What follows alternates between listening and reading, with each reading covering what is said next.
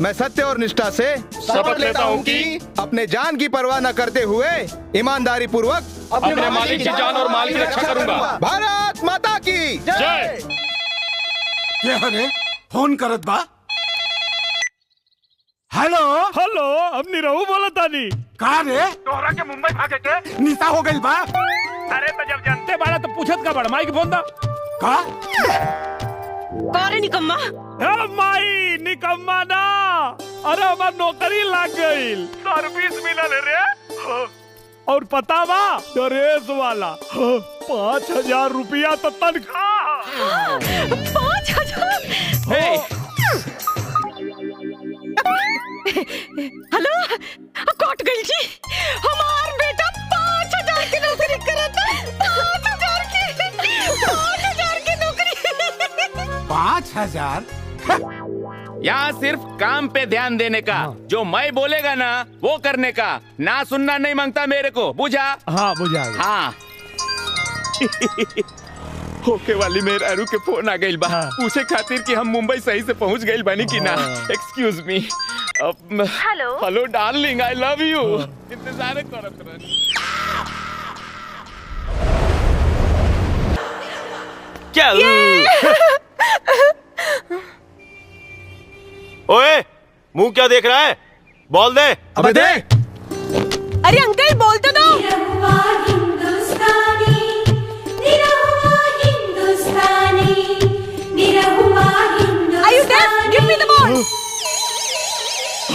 अंग्रेजी हमरा पता रहे, फिर अंग्रेजी में कचर पचर हुई।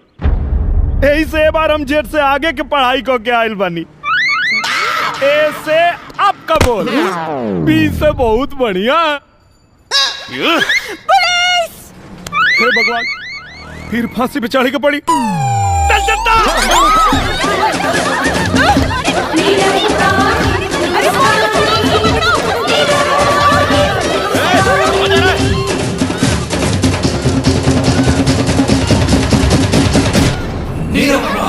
उधर क्या होगा? Come on! सिद्धि विनायक भी घुमा देव, माउंट मेरी भी दिखा देव, और हाँ एलिफेंटा गुफा भी दिखा देव, महालक्ष्मी मंदिर भी दिखा देव, और लास्ट में चलल जाई जुहू चौपाटी पे। ओजा सब लोग मिलके ना किसी किसी खेलेला, एगो एजा से किसी भेजा ना, जल्दी से मजा आ जाई। प्राइवेट बात ध्यान से नहीं सुनने का, कान में टेपा लगा लेने का। चलो सब सुन लिया। ओम सूर्याय नमः। ओम सूर्याय नमः।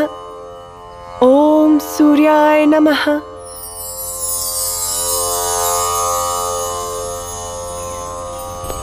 गुड मॉर्निंग बेटा। वेरी गुड मॉर्निंग पापा। अरे हाँ? आज फिर से चीटिंग? आज तो आप मुझे कॉलेज छोड़ने वाले थे ना? ओह, आई एम सॉरी बेटा।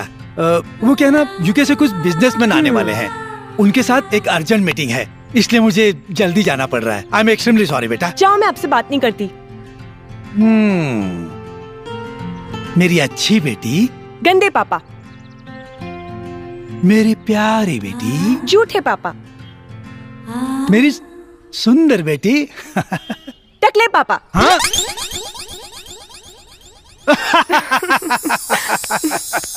दिलवा ले गईलू रानी बोतल में भर के, कहाँ चल गईलू हमके दीवाना करके।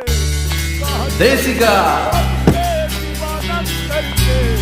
दिलवा ले गईलू रानी बोतल में भर के। मैडम जी आओ तारी, जल्दी से गेट खोलो, सलूट करो, और गेट खोल के जल्दी से सलूट तान दो। हाँ। देसिका। अरे बाप रे, हम तो अपना मन जोगे रानी के निगरानी में लागल बानी।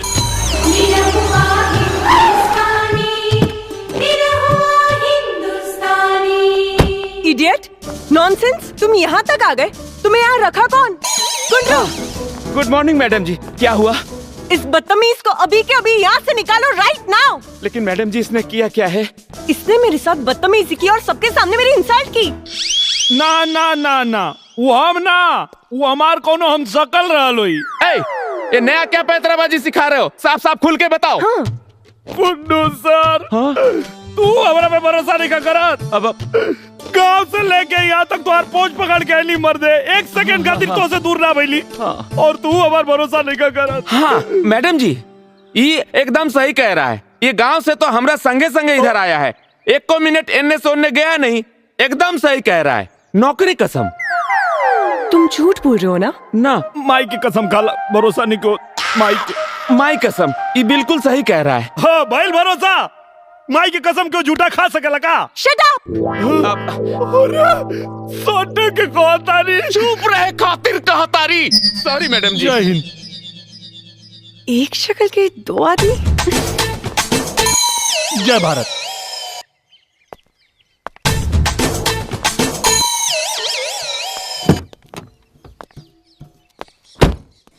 By by.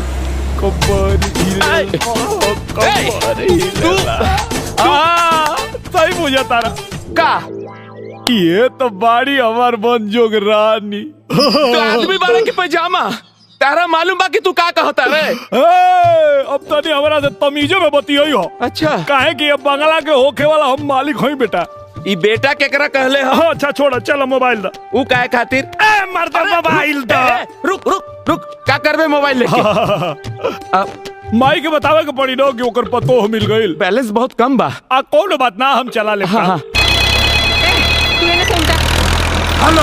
हाँ बाबूजी, पा लगी तनी माई के फोन दा, हमने रहू बोला थई। हेलो, कौन बोला तारा रे? झागरू? अरे झागरू ना, निरहू बोला थई। माई के फोन दा, बैलेंस सब खत्म हो जाई। बांग्लादेश? अरे बांग्लादेश ना, बैलेंस सब खत्म हो जाई। माई के फोन दा। गाय के? अरे गाय के ना हो, माई के फोन दा। कहाँ से बोला तारा रे? अरे मुंह से बोला था नहीं, और कहाँ से बोला?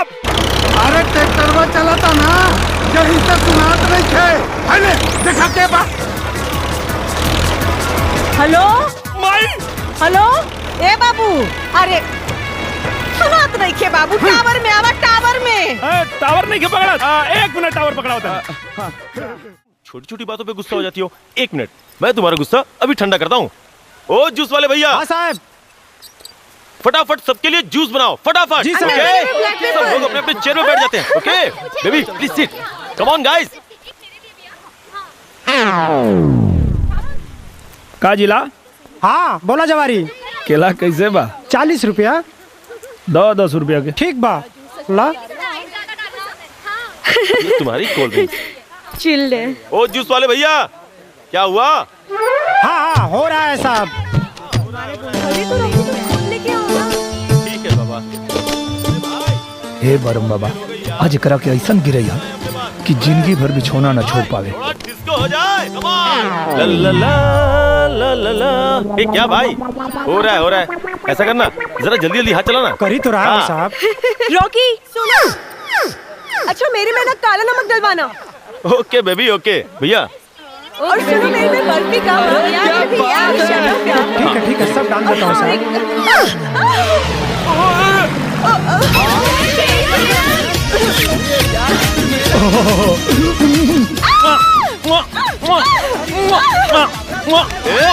दूर हटो बेवकूफ गंवार देहाती। रॉकी सबने किसके ऐसे मारा? Just kill him. Don't worry, अब देखता हूँ ये बेवकूफ गंवार यहाँ से बच के कैसे जाता है।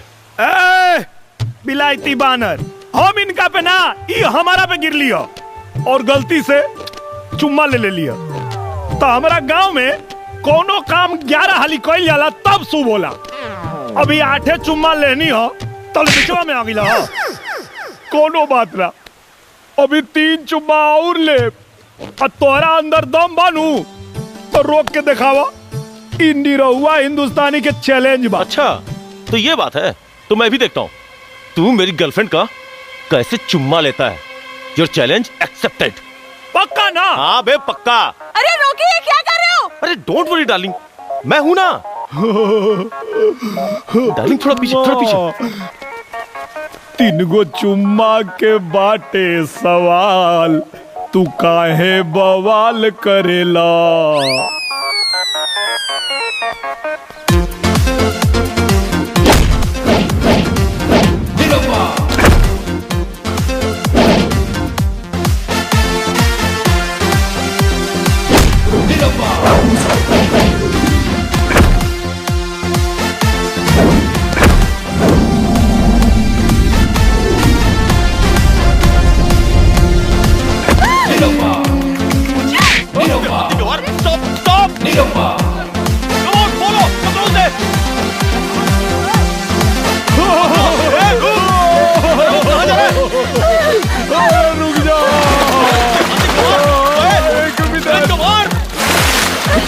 चुम्मा दे दे, चुम्मा चुम्मा दे दे, चुम्मा चुम्मा चुम्मा दे दे, चुम्मा चुम्मा दे दे, चुम्मा चुम्मा चुम्मा दे दे,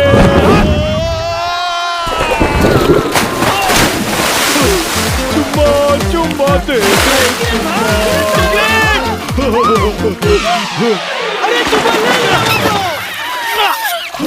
अभी तो 2 और बाकी बा।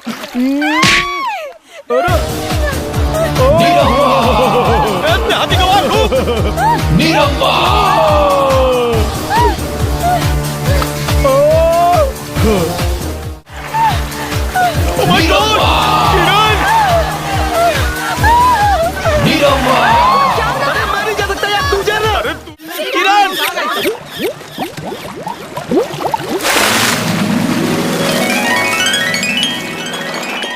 डार्लिंग,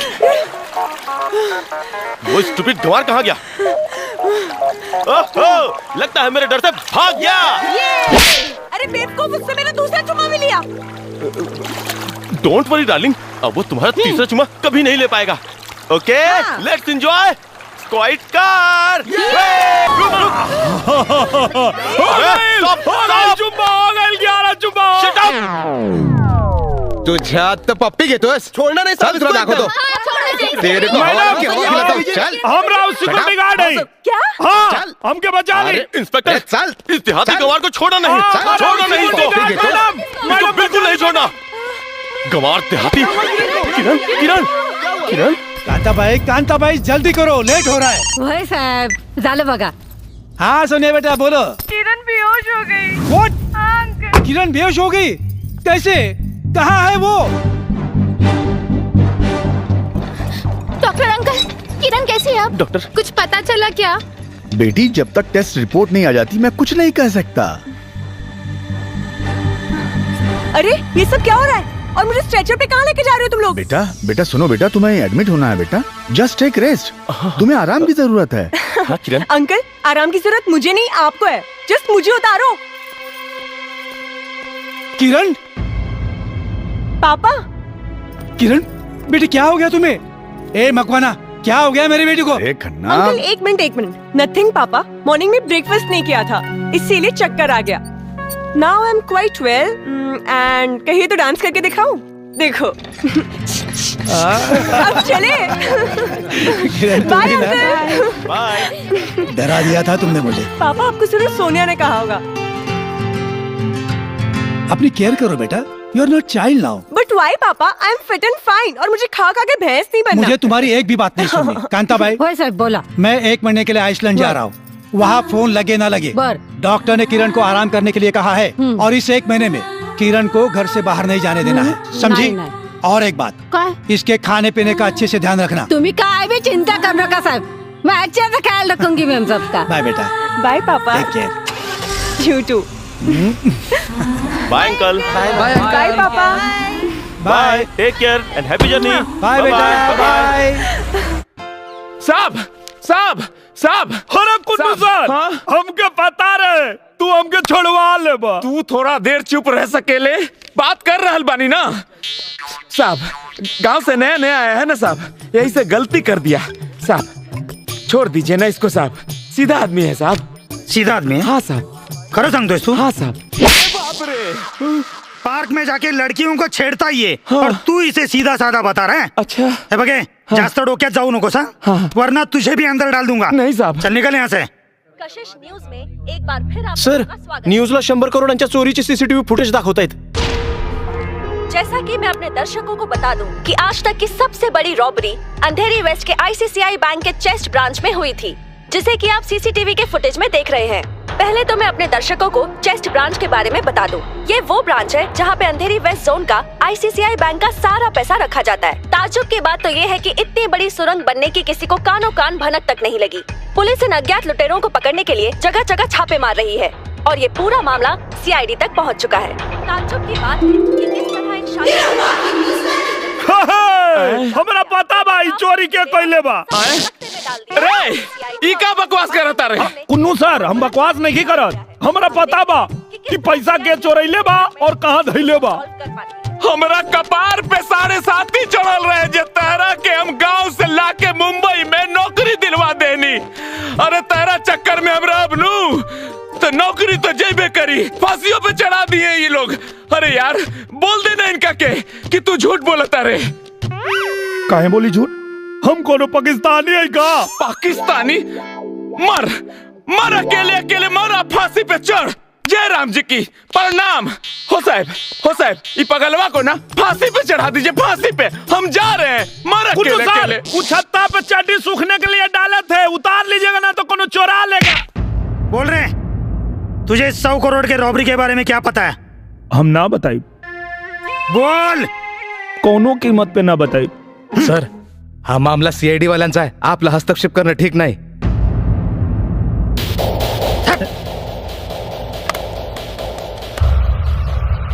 सर मुझे छोड़ दो साहब, मैंने कुछ नहीं किया साहब, मैंने नहीं चढ़ाया साहब। सर कहाँ है वो? लॉकअप में है, आइए।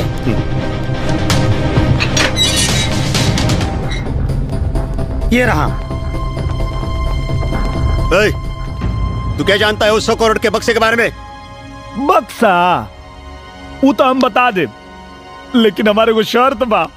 तू हमारे सामने शर्त रखेगा? Not now. सॉरी सर। सीधे सीधे बता, चार चोर कौन है?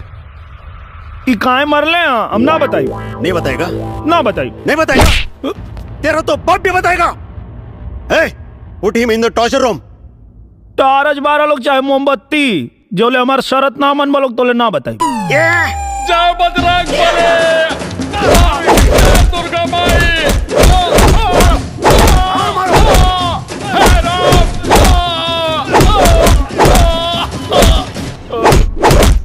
बोल, 100 करोड़ की रॉबरी के बारे में क्या जानता है? बता।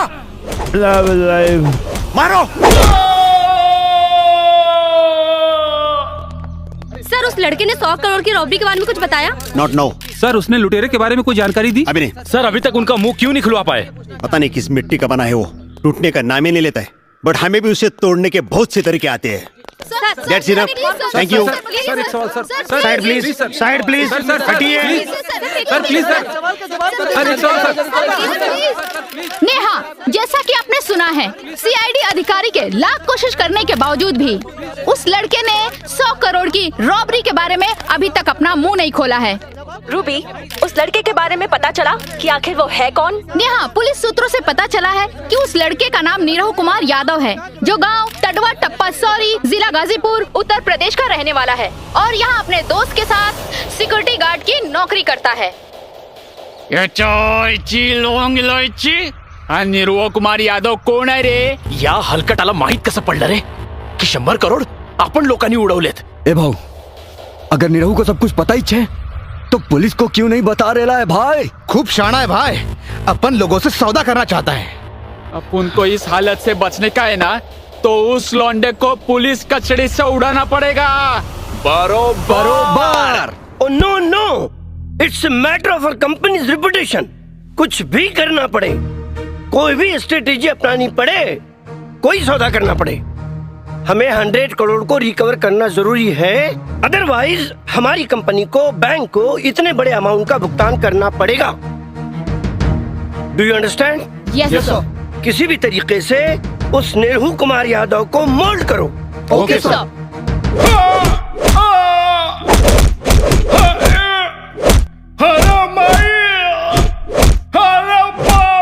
बोल रहे ये चारों किस गैंग के लिए काम करते हैं? चल बोल लोकर। कितना बार कहे कि ना बताई तो ना बताई।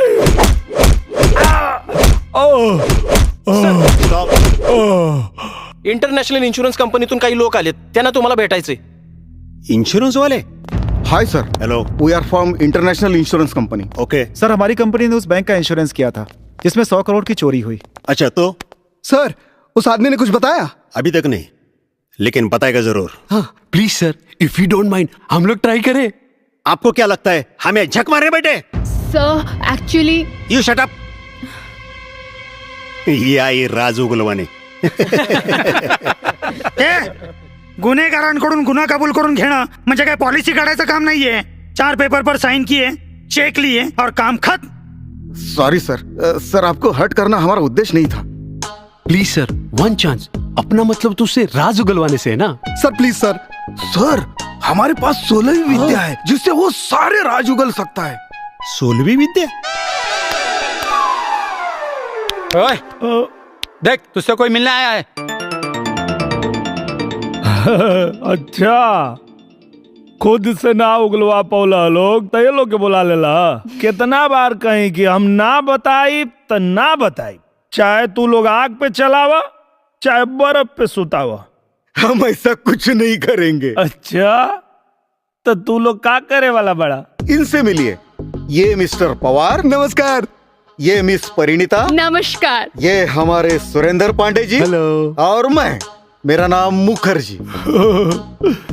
तू लोग तो ऐसा परिचय करावा तारा जैसे लागत हमार बियाह करावे आयल बड़ा लोग. समझ लीजिए कि ऐसा ही है. अच्छा, बस एक बार आप वो 100 करोड़ के बक्से के बारे में बता दो. ना ना ना ना, पहले हमार शादी फिर बक्सा के आजादी. ये चलेगी. हम इनसे उनसे शादी ना करब. फिर किससे? हमार शादी तो हमार मंजोग रानी से हुई. मंजोगे रानी? अरे सर, मतलब सपनों की रानी. अरे बाबा, हमें भी तो बता दो आपकी सपनों की रानी है कौन? किरण खन्ना. नो नो नो, तुम्हारे 100 करोड़ की और तुम्हारी कंपनी की ऐसी की तैसी.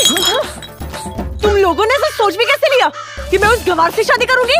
निकल जाओ वरना तुम्हारे सबके सर फोड़ दूंगी. आउट. मैडम सुनिए ना प्लीज. Get out. तुम्ही झाडून मारन तुम्हाला. काय गटावळे, तुला काय भोजपुरी सांगू काय मी? सर जल्दी दो ना सर. नाही बाबा, आती हुई लक्ष्मी को ना नहीं करते. मैडम को पटा दीजिए ना. मैडम ला पटवायचा असल तर रॉकी बाबा को पकड़ना पड़ेगा. रॉकी बाबा?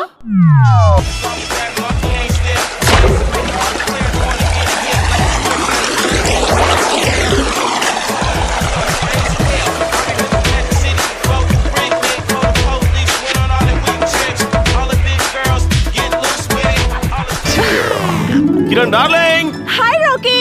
मैं तुम्हारे लिए एक मस्त प्लान लेके आया हूँ. ओह, holiday plan. Oh no darling, एक दिन में 1 करोड़ कमाने का प्लान है. Oh really? क्या प्लान है? शादी का मैडम जी. फिर से आ गए तुम लोग इधर. चले जाओ यहाँ से. मैडम मैडम जी, मैडम प्लीज. हाँ मैडम जी. Darling please relax, cool down, cool down, cool down. तुम मुझे कूल डाउन बोल रहे हो? हाँ तुम? मैडम जी सुनिए तो. Get out. मैं कुछ भी नहीं करने वाली, समझे तुम लोग? सबके सब यहाँ से निकलो. रॉकी बाबा किरण, अब क्या होगा? Kiran please please listen to me. No, तुम मुझे इस गवार बदतमीज से शादी करने के लिए बोल रहे हो? तुम? I don't believe this. Kiran, Kiran please. अरे शादी नहीं यार, फिल्मी ड्रामा. फिल्मी?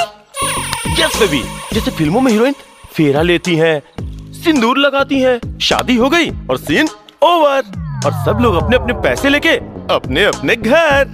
मैडम जी, बस आपको सिर्फ इतना ही करना है. और इसके बदले हम आपको 1 करोड़ देंगे. 1 crore?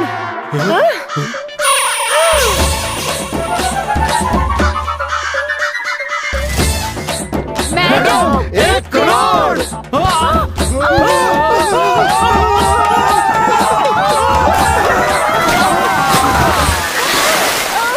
Oh my God. Darling, इतना हाइपर क्यों हो रही हो? 1 करोड़ दे रहे हैं, 100 लाख, और बदले में करना क्या है? शादी का एक छोटा सा ड्रामा मैडम प्लीज.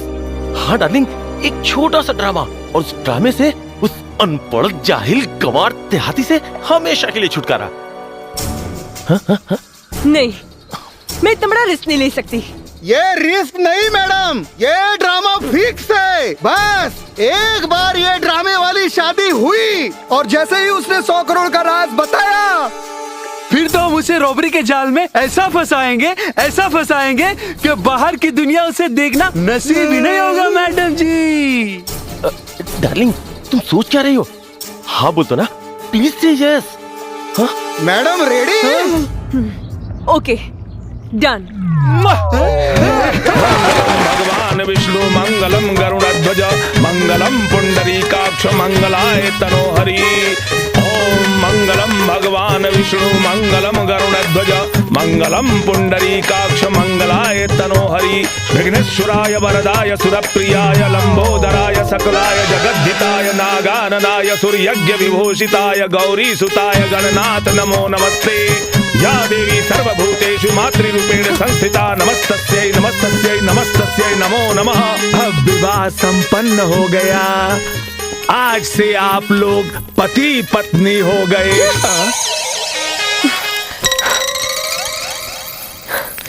करे जा कहाँ जात बाड़ू, करे जा निकाल के। सर हमने आपकी शादी आपकी मंजू की रानी से करा दी। अब तो 100 करोड़ के बक्से के बारे में बताइए। अभी तो खाली 7 फेरा भइल बा, 8वां फेरा तो अभी बाकी बा। 8वां फेरा मतलब? सुहाग रात। अरे यार क्यों सर पकड़ लिए? आप तो 16वीं विद्या में माहिर है ना, मनवाइए सुहाग रात। हाँ मनवाइए। I will kill you, bloody idiot nonsense. Madam सुनिए तो। कार के नीचे बचाऊंगी अगर मेरे पीछे आए तो। रोकी सर। नो नो नो नो सुहाग रात। अब क्या करें? 2 crore. No no no 3 crore. No not any cost. 5 crore. 5 crore. नहीं नहीं वेरी बैड, नो सुहाग रात। अरे सर सच्ची मुच्ची का नहीं, नाटक नाटक नाटक। चलेगा।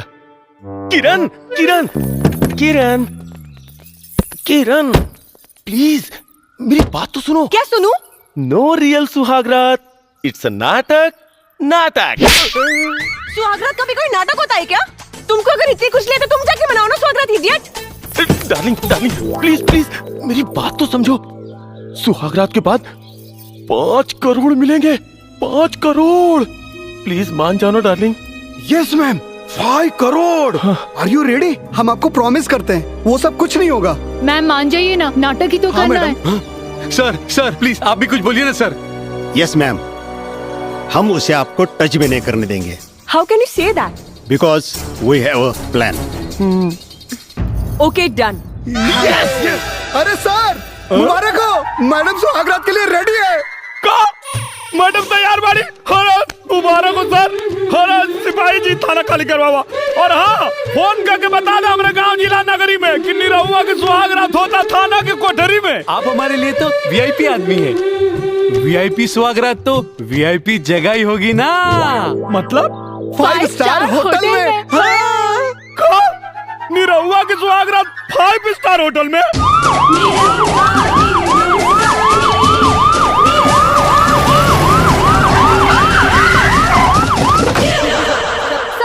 सर आपने कभी सोचा था कि आपकी सुहागरात 5 स्टार होटल में होगी? आपको कैसा लग रहा है कि आपकी सुहागरात 5 स्टार होटल में मनाई जा रही है? बहुत ज्यादा खुशी हो रहा है और ज्यादा जानकारी चाहिए तो पहले सुहाग रात मना लेते हैं।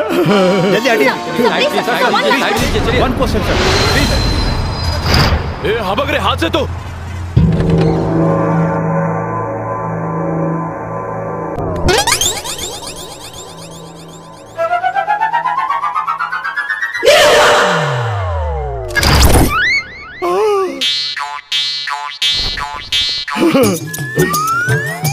वाह, कबाब, शराब, शबाब।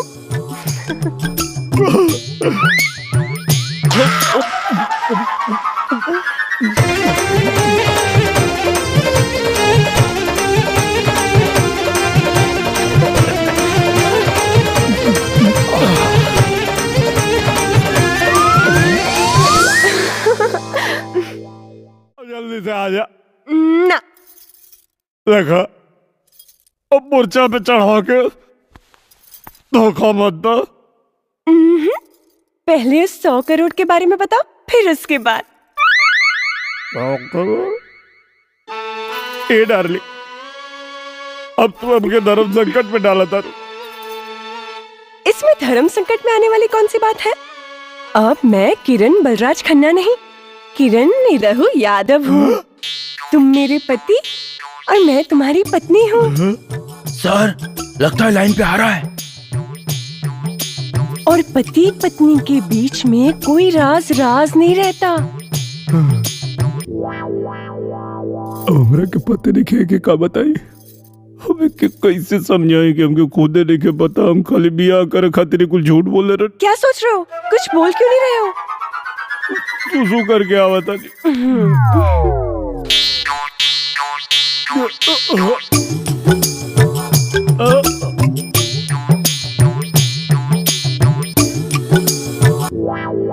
कहा था ना, दारू मत पिलाओ उसे। क्या कह रहे थे? 16वीं विद्या है, अब मुतवाओ उसे, इडियट।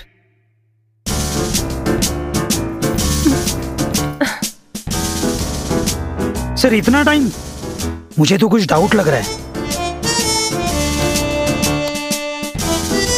सर बहुत देर हो गई, आ क्यों नहीं रहा है? नॉक द डोर। ओके सर।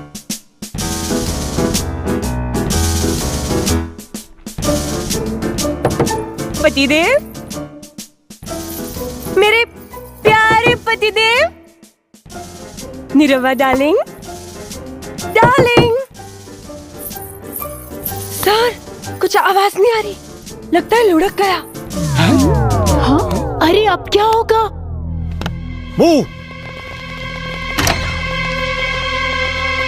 सर, कहाँ गए हो? ए हल्का, तुझे कैसे मालूम 100 करोड़ अपन लोग ने चुराया है? अबे बोल। पहले ना मालूम है, लेकिन अब मालूम चल गई। ए, गाडी थांबव, याला कापून टाकून समुद्रात फेकून देऊया। ए, चल लवकर।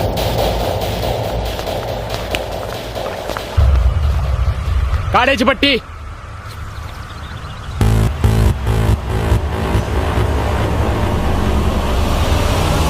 लवकर बोल नाहीतर मार्शल।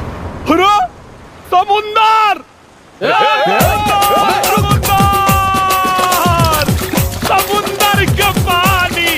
अरे पागल है क्या? पाण्यामध्ये खेळतो का पानी!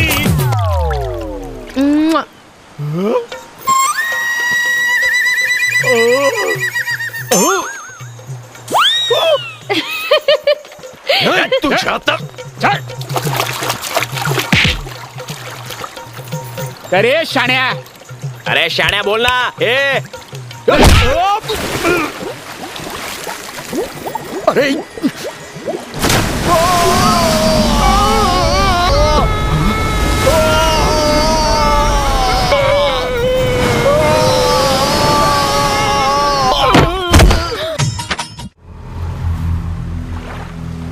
तूफान जैसन जोश, समुंदर जैसन जवानी। बेटा हमरे नाम है निरहुआ हिंदुस्तानी। मारी से आओ।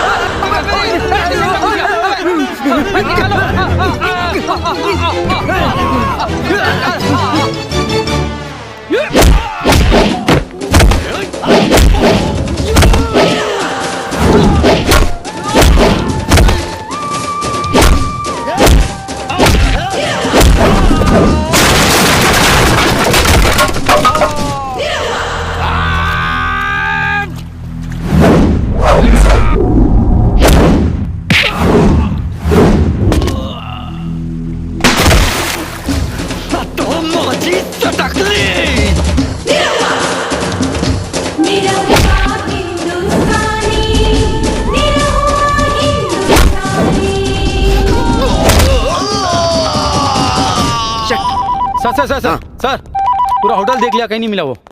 अरे ऐसे कैसे हो सकता है? ढूंढो सब जगह। यस सर। कहाँ गया वो? हेलो, कंट्रोल रूम मधून मात्रे बोलतो साहेब। व्हाट? मूव!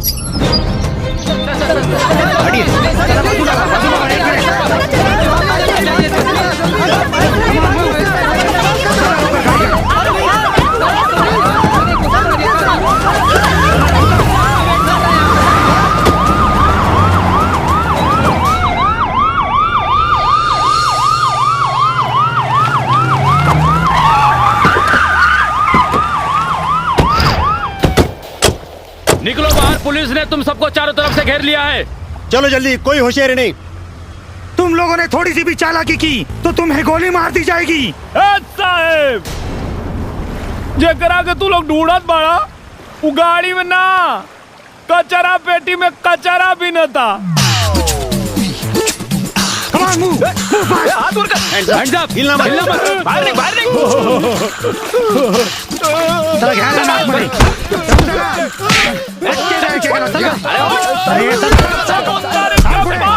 समुंदर के पानी। आपने 100 करोड़ की रॉबरी का पर्दाफाश किया, कैसा लग रहा है? बहुत अच्छा लग रहा है। आपने उन चोरों के बारे में पुलिस को पहले क्यों नहीं बताया? इतना टॉर्चर क्यों सहा आपने? अरे ये सब हमारा प्लानिंग था। वो क्या है कि चूहा को बिल में से निकालने के लिए बिल में पानी डालना पड़ता है। ये भोजपुरिया आइडिया आप लोग को समझ में नहीं आएगा। सर ये आइडिया आपको आया कहाँ से? कहाँ से? अरे इससे ज्यादा दिमाग तो हमारे गांव में भैंसिया को भी होता है। निरहुआ जी, आपकी 100 करोड़ की रॉबरी का मिशन तो पूरा हुआ, अब आपका अगला मिशन क्या है? मिशन सुहाग रात। छोड़ो मुझे, छोड़ो। तोहरा चक्कर में भइल बा बहुते पिटाई, सुहाग रात में आज बड़ी मजा आई। तुम्हारी हिम्मत कैसे मुझे हाथ लगाने की? हाथ हम जौवन चाहे तोवन लगा सकता नहीं। अरे हम तुम्हार पति हैं। पति? कौन पति? कोई देखो, आज बिया भइल और आज पूछा दिया कौन पति, अभी बताओ तानी। खबरदार, जो दोबारा अपनी जुबान से ये बात निकाली, तुम तो मेरे पति तो क्या, मेरे नौकर बनने के भी काबिल नहीं हो। समझ में आ गेल मैडम कि तोहरा मन में हमरा खातिर काबा, लेकिन अब जौन हम करब तोहरो समझ में आ जाए।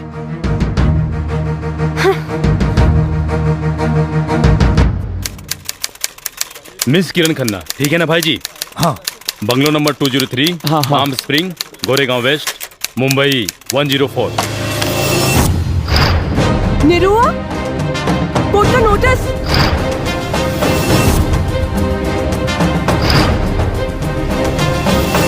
मैं गीता पे हाथ रख के कसम खाती हूँ कि जो कुछ भी कहूंगी सच कहूंगी, सच के सिवा कुछ नहीं कहूंगी।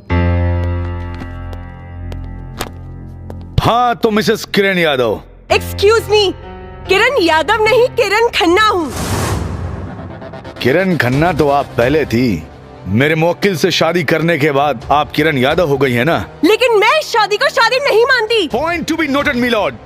अपने पूरे होश और हवास में अपनी मर्जी से शादी करने के बावजूद ये कह रही है कि ये शादी को मैं शादी नहीं मानती, जबकि इसका पुख्ता प्रमाण ये है, ये मैरिज सर्टिफिकेट।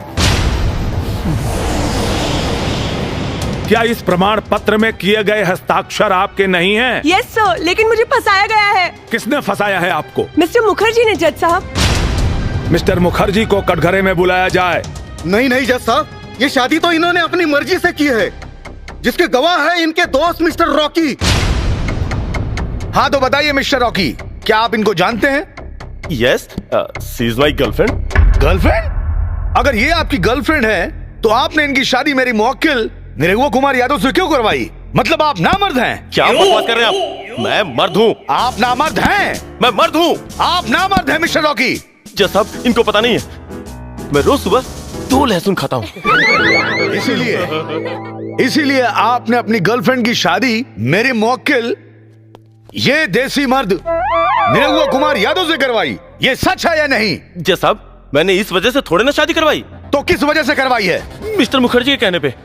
मिस्टर मुखर्जी ने कहा कि मैं किरण को 1 करोड़ रुपए दूंगा। जज साहब, इसलिए मैंने शादी करवा दी। इसमें मेरा कोई कसूर नहीं है। नहीं सर, मिस्टर रॉकी ने कहा था कि आप किरण को 1 करोड़ दोगे, आप मुझे भी 1 करोड़ दीजिए, मैं किरण को राजी करा दूंगा। Point to be noted milord. Mrs Kiran पे इंडियन पीनल कोड की धारा 120 बी आपराधिक षड्यंत्र और धारा 420 का भी केस बनता है। अरे बाप रे बाप! क्या करता है? माय बाप! गांव के सीधा साधा लड़का के साथ इतना बड़ा छल! माई बाप, हम जिए के नहीं चाहत माई बाप, हमके इच्छा मृत्यु को वरदान दे दी। हाँ भाई, क्यों के लगे जार हो गया तो हमके दे दो भाई, हम पी के मर जाए। हाँ वकील साहब, हमके किरासन तेल लिया के दे दो, हम जर के मर जाए। ऑर्डर ऑर्डर, ये क्या ड्रामा लगा रखा है?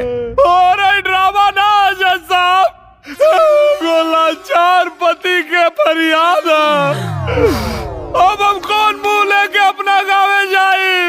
अब अगर हम गाँव जाए तो अपन मेहरारू के लेके जाए, ना तो गाँव में हमार लाश जाए जज साहब।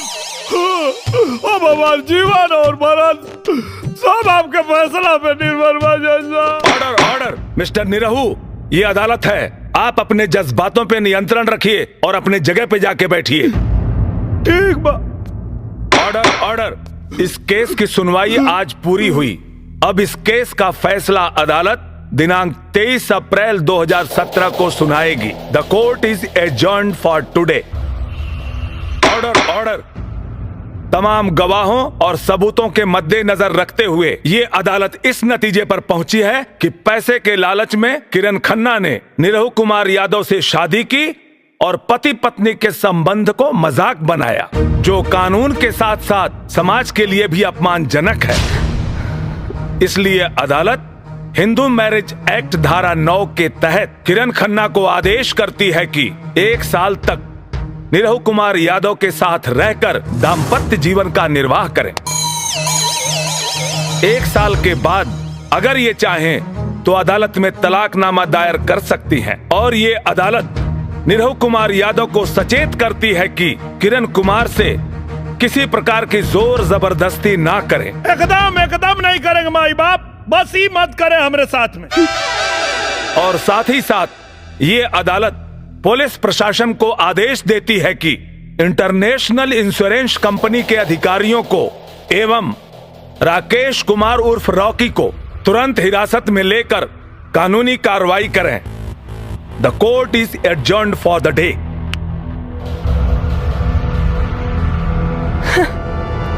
Thank you sir. Inspector, hands up, hands up. Darling, तुम किधर? अगर किसी ने भी बचाने की कोशिश की तो इसे जान से मार दूंगा। रॉकी छोड़ो मुझे। Oh my God. Shut up. Good shot, good shot. चल छोड़ो मुझे, छोड़ो। ले जा। क्या करे जा, अब तो चला ही के पड़ी। चला चली गाजीपुर, चला चली गाजीपुर। छुक छुक छुक छुक।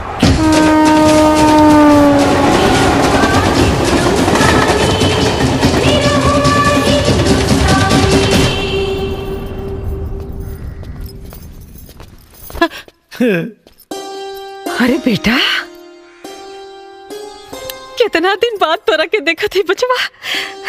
प्रणाम चाचा जी। कार कुनरवा, बढ़िया कैलिस की नलायकों के मुंबई में नौकरी लगा दे ली।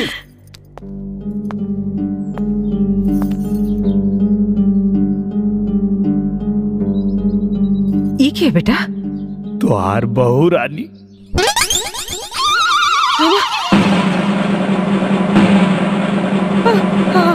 हमार बहू रानी। अच्छा, नहीं अच्छी है, बहुत अच्छी है।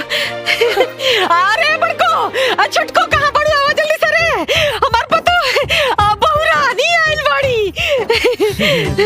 अरे भौजी, भाभी, अरे हम तो हर देवर है। Shut up and stop all this nonsense. मैं तुम्हारी बहू नहीं हूँ, मैं सिर्फ कोर्ट का आदेश पालन करने के लिए आई हूँ।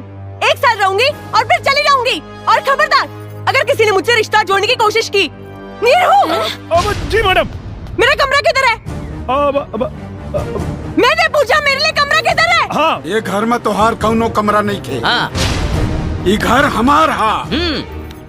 अब हमारा मतलब हमार ना, तो ठीक बा, हमारी हिस्सा बांट दा। का कहले है तू? बांट दी? ससुर जौने थप्पड़ मारा तब हिस्सा मांगल भुला जाइबा। कैसे मारब जी? काहे के मारब? ई घर हमार, ए घरे का मालकिन हम, त हमार कमरा हमरे बेटा का कमरा। जा बेटा जा, जा हमरे कमरा में जा, जा जा। आई मैडम, जा कमरा में जा। हम हो जाते नहीं। तय कहाँ रे? मैडम जी के लगे। मैडम जी के लगे? हाँ दुल्हन। अरे बाप रे, ना ना ना ना ना, घर जाता नहीं। अरे बाप रे बाप, कहाँ फंस गई नहीं। हमरा मना करे के बाद भी घर में घुसा दे लो। अरे हमरा तो कौनो इज्जत नहीं थे। और न टका, और न टका बे। भाग यहाँ से, भाग यहाँ से, भाग जी। कहाँ? यहाँ हाँ बोली। जब वो बेशरम लड़की खुद के घर के बहू मानते नहीं के, तकाऊ ना हक से यहाँ रही। हमार वंश बढ़ावा खातिर जी। अरे 1 साल के बाद जाए वाली बिया, ओकरा से तू वंश बढ़ावे के उम्मीद लगावले बड़ू। इतना बड़ हो गई नी, इहो नहीं के पता कि लड़का हो के खातिर खाली 9 महीना चाहेला, सालों भर ना।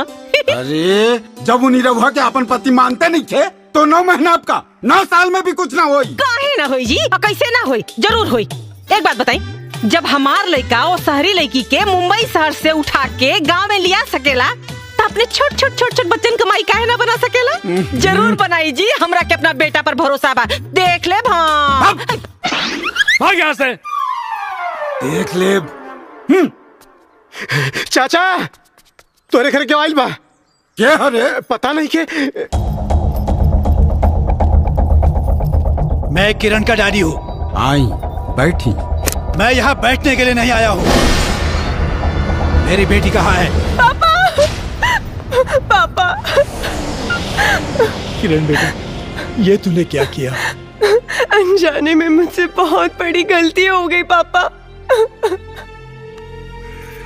कोई बात नहीं, तुम्हारी गलती सुधारने के लिए मैं आ गया हूँ। निरहुआ कहाँ है? अरे ससुर जी प्रणाम। Shut up! मुझे ससुर जी नहीं, साहब जी कहो। राजा का मुकुट पहनने से कोई भिखारी राजा नहीं बन जाता। भिखारी की क्या औकात होती है मैं अच्छी तरह जानता हूँ।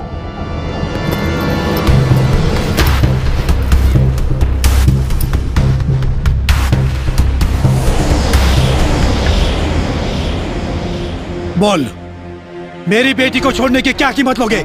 1 करोड़, 2 करोड़, 5 करोड़, 10 करोड़? सौदेबाजी बाजारू सामान कहला साहब। किरण हमारी पत्नी है। तुम जानते भी हो 10 करोड़ की कीमत क्या होती है? रहुआ जानता नहीं है वो पत्नी की अहमियत का होला? 10 करोड़ से तुम्हारा पूरा घर बदल जाएगा। और इनका से हमारा पूरा जीवन संवर जाए। 10 करोड़ को ठुकराना तुम्हारी बदनसीबी है। और इनके साथ रहल हमार खुशनसीबी है। तुम ये भूल रहे हो कि किरण यहाँ जीवन भर के लिए नहीं, सिर्फ 1 साल के लिए आई है। रहुआ ही भुलाता नहीं कि 1 साल में 365 दिन होला और जिंदगी 4 दिन की। आपका बेटा बावला हो गया है, बावला। नफा नुकसान के बारे में इसे कुछ नहीं पता, लेकिन आपने तो जिंदगी को करीब से देखा है। जरा समझाइए इसे। साहिब, नफा नुकसान तो व्यापार में देखल जाला, परिवार में ना। परिवार में तो मान, मर्यादा और प्यार देखल जाला। घर आई हुई लक्ष्मी को ठुकराना तुम्हारी बेवकूफी है, बेवकूफी। हमरा घर के लक्ष्मी और दौलत ना, हमार मैडम जी ऐसा है। सिर्फ 1 साल, 1 साल के बाद न तुम्हारे पास ये दौलत होगी ना मैडम जी। इसलिए मेरी बात मानो, ये दौलत ले लो और किसी दूसरी लड़की के साथ शादी करके चैन से अपनी जिंदगी गुजारो। हमरा पता बा कि 1 साल बाद ही हमरा के छोड़ के चल जी, लेकिन आपके बता दी कि इनका गैला के बाद भी हमारा जीवन में इनकर जगह के वो और ना ले पाई।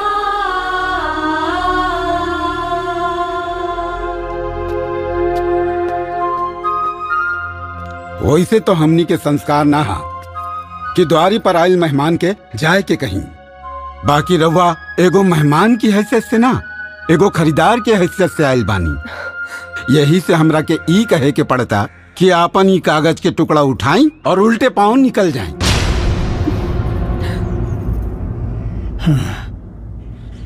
आज तक मैं केवल पैसों की अहमियत जानता था, लेकिन आप सबके विचार जानकर मुझे रिश्तों की अहमियत भी समझ में आ गई। एक बाप होने के नाते मुझे इस बात की तसल्ली हो गई है कि मेरी बेटी सही और सुरक्षित जगह पर है। बेटी, उम्मीद करता हूं कि अगली बार जब मैं यहां आऊं तो मुझसे बेटी के रूप में नहीं, इस घर की बहू के रूप में मिले।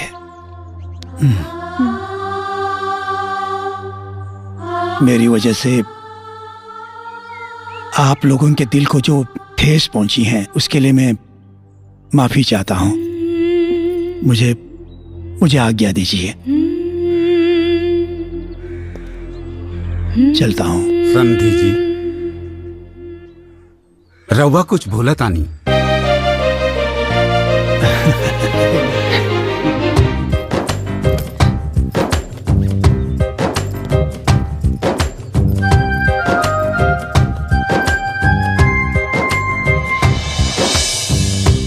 आओ लोगन। हाँ गिरधारी भैया बाहर निकला है, गिरधारी भैया बाहर निकला। अरे टेंगड़ा, हई बारात लेके यहाँ का है आइल बाड़े? हमें यह भैवद्दीन भाई ना आइल बानी, हम तो पूछे आइल बानी कि जौन पतो विदा करा के ले आइल बाड़ा वो कौना कोठा से लेके आइल बाड़ा। है चाचा। ए टेंगड़ा, अपन गंदा जबान के लगाम दे।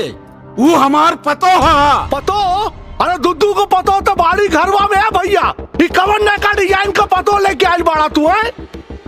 न मांग में सेनूर, न लिलाट में टिकुली, न गला में मंगलसूत्र, न हाथ में चूड़ी, न गोड़ में छागल, न आंख में काजल है। ए पारस, हमार पतो चाहे जैसे रहे, अरे तोर काहे करे जा बथता? अरे कहे ना बाती है भौजी, खानदान देख के नु बा, इज्जतिया तो हमरो नु जाई। ए चचा, हाँ जब बित्ता बित्ता बेच के दारू पी गईला तब ना खानदान की इज्जत जात रहे। हाई देखा है? उल्टा चोर कोतवाल के डांटे और लंगटा गांव भर कपड़ा बांटे। ए पंच लोग, बुलाई इनका पतो के और नीमन बाउर जवान फैसला हो रहुए लोग करी, बुलाई। रे टेंगड़ा, हमार बेटी पतो है पर्दा में रह ले।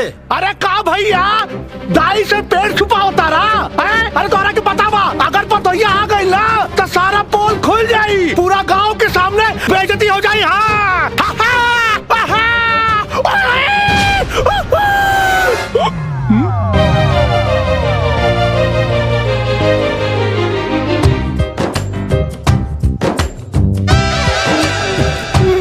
बाबू, अरे क्या करता है?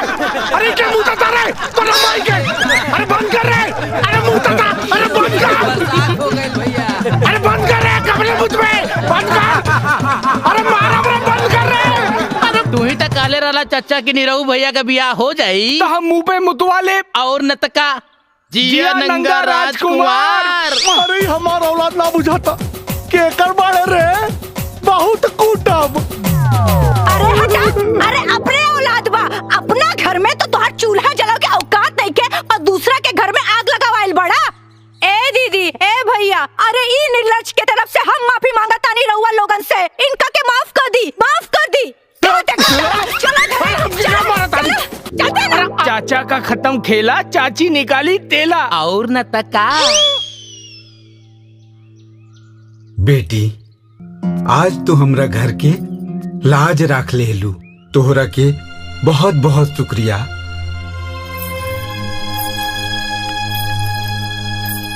शुक्रिया बोल के मुझे शर्मिंदा मत कीजिए बाबूजी, ये मेरा भी तो घर है।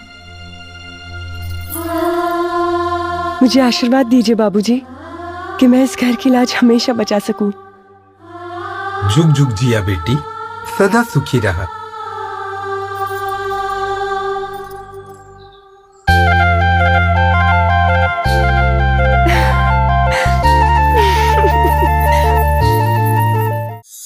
दुल्हन कितना सुंदर लागत आरू, एकदम हिंदी फिल्म के हीरोइन जैसन। दुल्हन एगो बात कही, आपन सुहाग रात के सपना तो हर लड़की सजावेली, लेकिन तोहार सुहाग रात के सपना सिर्फ तू ही ना, ये पूरा परिवार सजैले बा। मैं कुछ समझी नहीं। हमार कह के मतलब ई बा कि हमरा के और छुटकी के नसीब में भगवान माई बने के सुख तो देवे न कैलन। यही से ई खानदान के वंश चलावे के पूरा जिम्मेवारी तोहरा पे बा। बड़की भाभी। हाँ, रवा के माई बुलावताड़ी। अच्छा चला बता। हाँ। मंजली भाभी हाई ली राउर मोबाइल। अरे वाह, मंजली भाभी के तने रहू भैया बहुत प्यार करी ले। अच्छा, तोहरा के कैसे पता बा? कैसे पता का? जेकरा हाथ में मेहंदी खूब लाल होला, मतलब कि ओकर मर्द ओकरा के बहुत प्यार करी ले। अच्छा, तोहरा मर्द मेहरारू के प्यार खूबे पता चलता। हाँ, लागता भैया से बात करके तोहरो हाथ में मेहंदी लगवाही के पड़ी। अच्छा मजलू, हम अबे आवतानी।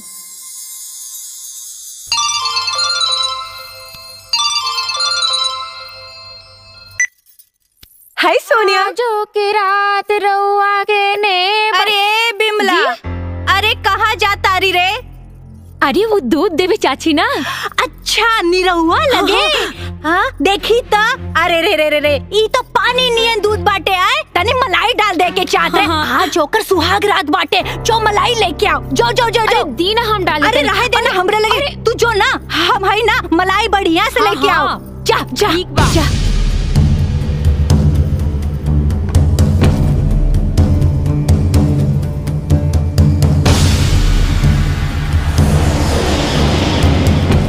ला चाची, अब तो खुश ना। हाँ, पकड़ा। जब बहुरिया से कह दियो कि जरूर पिया दे। जा। हाँ, हम एकदम में कह दे। जा जा जा।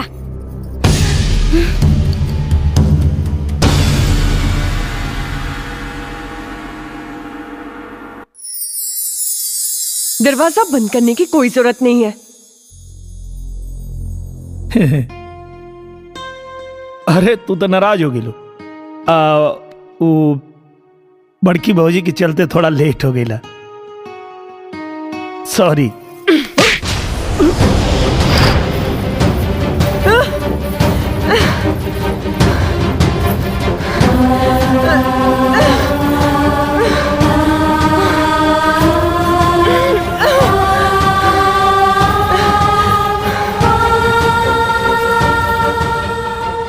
अगर तुम मुझसे सच्चा प्यार करते हो तो उसी सच्चे प्यार का वास्ता ये तुम्हारे और मेरे बीच की लक्ष्मण रेखा है। इसे कभी पार मत करना।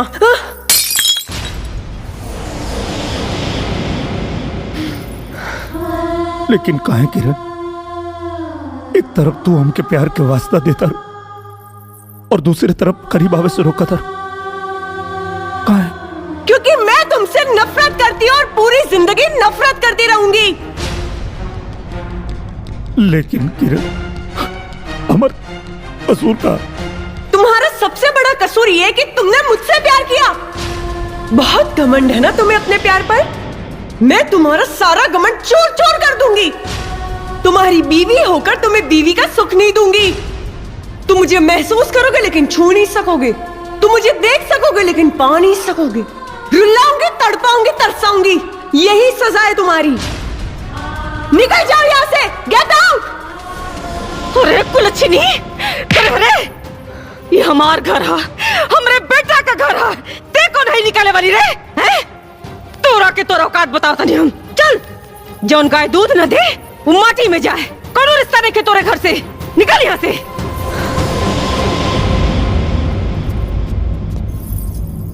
ए बुढ़िया, तू कौन होती है मुझे इस घर से निकालने वाली? हाँ, तेरा एक पैर शमशान के बाहर और दूसरा पैर चिता पर, तो तुझ में इतना रुबाब है और मेरे दोनों पैर जमीन पर। तो सोच मेरा कितना रुबाब होगा। ए लड़की, चिल्ला मत बुड्ढे, नहीं तो गले की गोटी निकल के बाहर आ जाएगी। भाग कर नहीं आई हूँ, तेरा बेटा शादी करके लेकर आया है और उसका सबूत है मांग में सिंदूर और गले में मंगलसूत्र। इतना काफी है या कोर्ट का लाइसेंस दिखाऊं तुझे? करे निरहुआ, तोरा सामने ही हमनी के अंट संट बोलतिया और तोरा मुंह में दही जामल। अरे भगवान ने करा के यहाँ से। अरे माई तू काहे नहीं कुछ समझत? का करता रू तू? ये घर से अकेल ना जाई, अगर ई जाई तब हमरो जाए पड़ी। हाँ तो जो ना जात काहे ना पड़े। रुक शांत रही, हम बात करता नहीं ना। देख बेटा हमार बात सुन। अरे जब भी तोरा से कोनो मतलब ही नहीं के रखत तो तोरा औलाद कैसे होगी? अरे माई हमके औलाद ना चाहिए, हमके हमार मेहरारू चाहिए। ए बुढ़िया सुन ली ना मेरे पति की बात, या और कुछ सुनना बाकी है? अरे कलमुही, जब तक अपना पति की पत्नी सुख देबे न करबे तो कौने बात को पति पति रख लगावता रे? ये पति पत्नी के बीच का आपसी मैटर है, डोंट इंटरफियर। अरे माटी में गल तो आपसी मैटर, हमके एक खानदान का वंश चाहिए बस। वंश का सपना देखना छोड़ दे, मैं तेरा ये सपना कभी पूरा नहीं होने दूंगी। अगर हो गई तब, अगर नहीं हुआ तो अपना मुंह में करखा पोत के सारा गांव घूमब, और अगर हो गई तो तोरा मुंह में करखा पोत के सारा गांव में घुमाइब। मंजूर बात तो मिलाओ हाथ, मिलाओ। चल मंजूर है।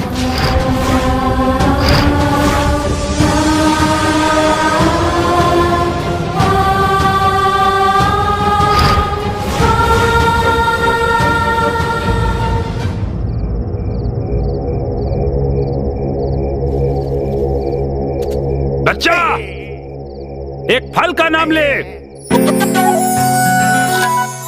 केला।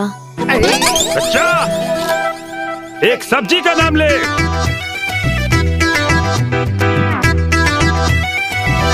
भंटा। ए बाबा, हम यहाँ फल और सब्जी खरीदे थोड़ी आयल बानी, ये सब छोड़ी ना, हमके तो बस ये बताई कि हमार ब्याह कब होई, हम कब से इंतजार करत आनी। बस बच्चा एक आखिरी सवाल, बच्चा एक जानवर के नाम बता। घोड़ा। शांत बेटा शांत। बस बच्चा, तुम्हारा शादी का संयोग चरमरा गया है। मालिक की कृपा से इसी लगन में तुम्हारा निकाह होगा। वाह बाबा, धन्यवाद बाबा, धन्यवाद। जा बच्चा जा।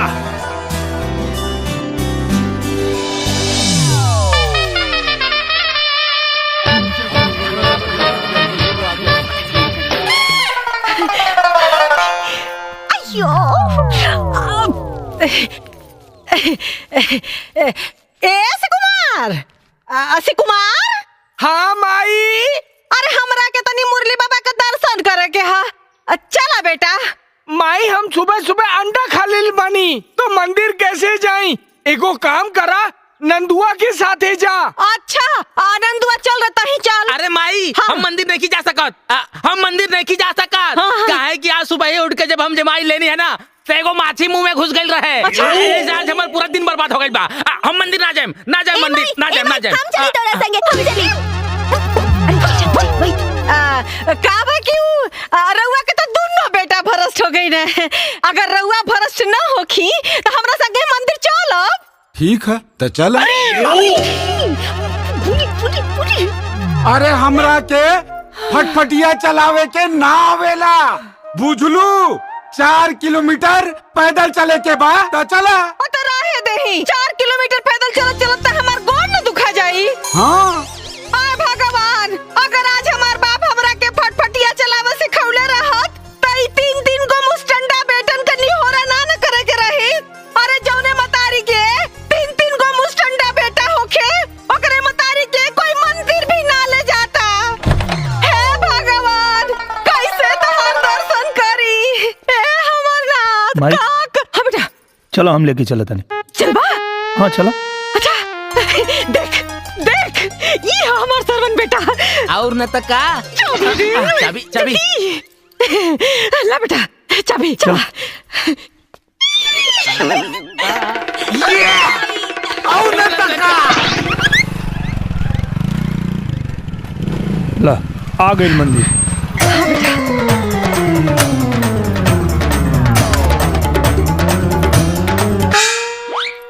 कहाँ गेली?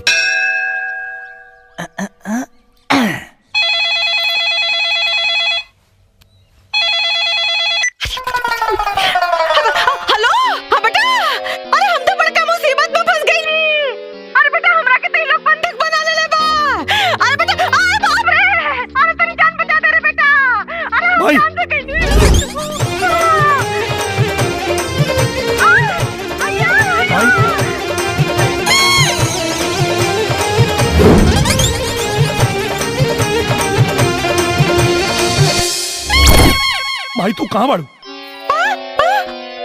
हमके का पता? अरे हमरे आंखें पता बट्टी बांधल रे। कुछ नहीं के लगा। का चाहता हूँ लोग? बात करवा हमरा से। सुना, तू अपन माई के जिंदा देखल चाहता रहा, तू करा जो हम कहता नहीं। का चाहता रहा तू लोग? और बगल में वो मंडप लगल बा, वो मंडप में दूल्हा की जगह जाके बैठ जाओ। अबे हम काहे बैठ जाई? वो मंडप में आज हमार बिटवा की शादी है। अरे तो तोरे बेटा की शादी है तो अपने बेटा के बैठाओ, हमके काहे बैठे कहता रहे? अरे वो तो परेशानी के बाद बा, हमार लड़का शहर से शादी के लिए आवत रहे, अबले नहीं खे आई, और इधर मुहूर्त बीतल जाता, और शादी के मुहूर्त बीत गए तो अगले 20 बरस लड़की के शादी के लगन नहीं खे। ऐसे लड़की वाला हमार मेहरारू के बनक बना ले बा, और अगर मुहूर्त बीत जाए वो हमार मेहरारू के गोली से मार दे। ऐ खातिर जब तक हमार बिटुआ नहीं खिया तू दूल्हा बन के बैठ जाओ। अरे हम बैठब तो लोग के पता ना चली कि हम दुल्हन आई। तू होकर चिंता मत करो, वो लोग कुछ ना जान पाई हैं। वो कहा है कि लड़की वालन हमार बिटुआ की शक्ल न देख ले। हाँ देखो तू लोग सही नहीं खा करत। अभी सही गलत सोचे के समय नहीं खे, फिर कुछ समय के बाद बा तोर छठा फेरा होता है हमार बिटुआ आ जाई। सुना, कुछ गड़बड़ कैला तो अपन माई की जिंदगी से हाथ धो बैठ में। चुप बुढ़िया चुप। चला माई चला चला चला। पंडित जी दूल्हा बाबू आगे ले, जल्दी जल्दी ब्याह करावा।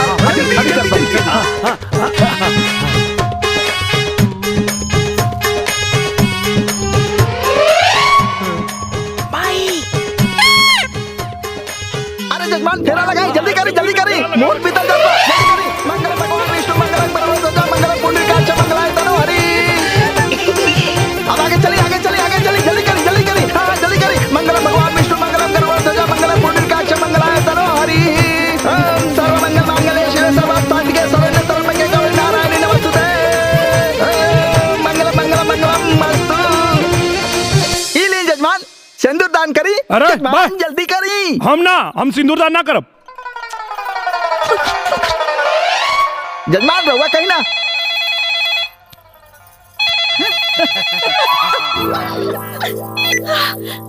हेलो रुक का गईला? तू तो कातरा लेके छाफेरा में तोर बेटा आ जाए, कहाँ रह गई? चिंता मत करा, ये सिंदूर भी हम अपन बेटे के खाते में डाल दे। अच्छा, ये कोनो राशन के वही खाता आगा कि ये खाता में से उठा के वो खाता में डाल देबे? चुपचाप सिंदूर डाल। हम ना डालो। ना डाल बे, ना डालो।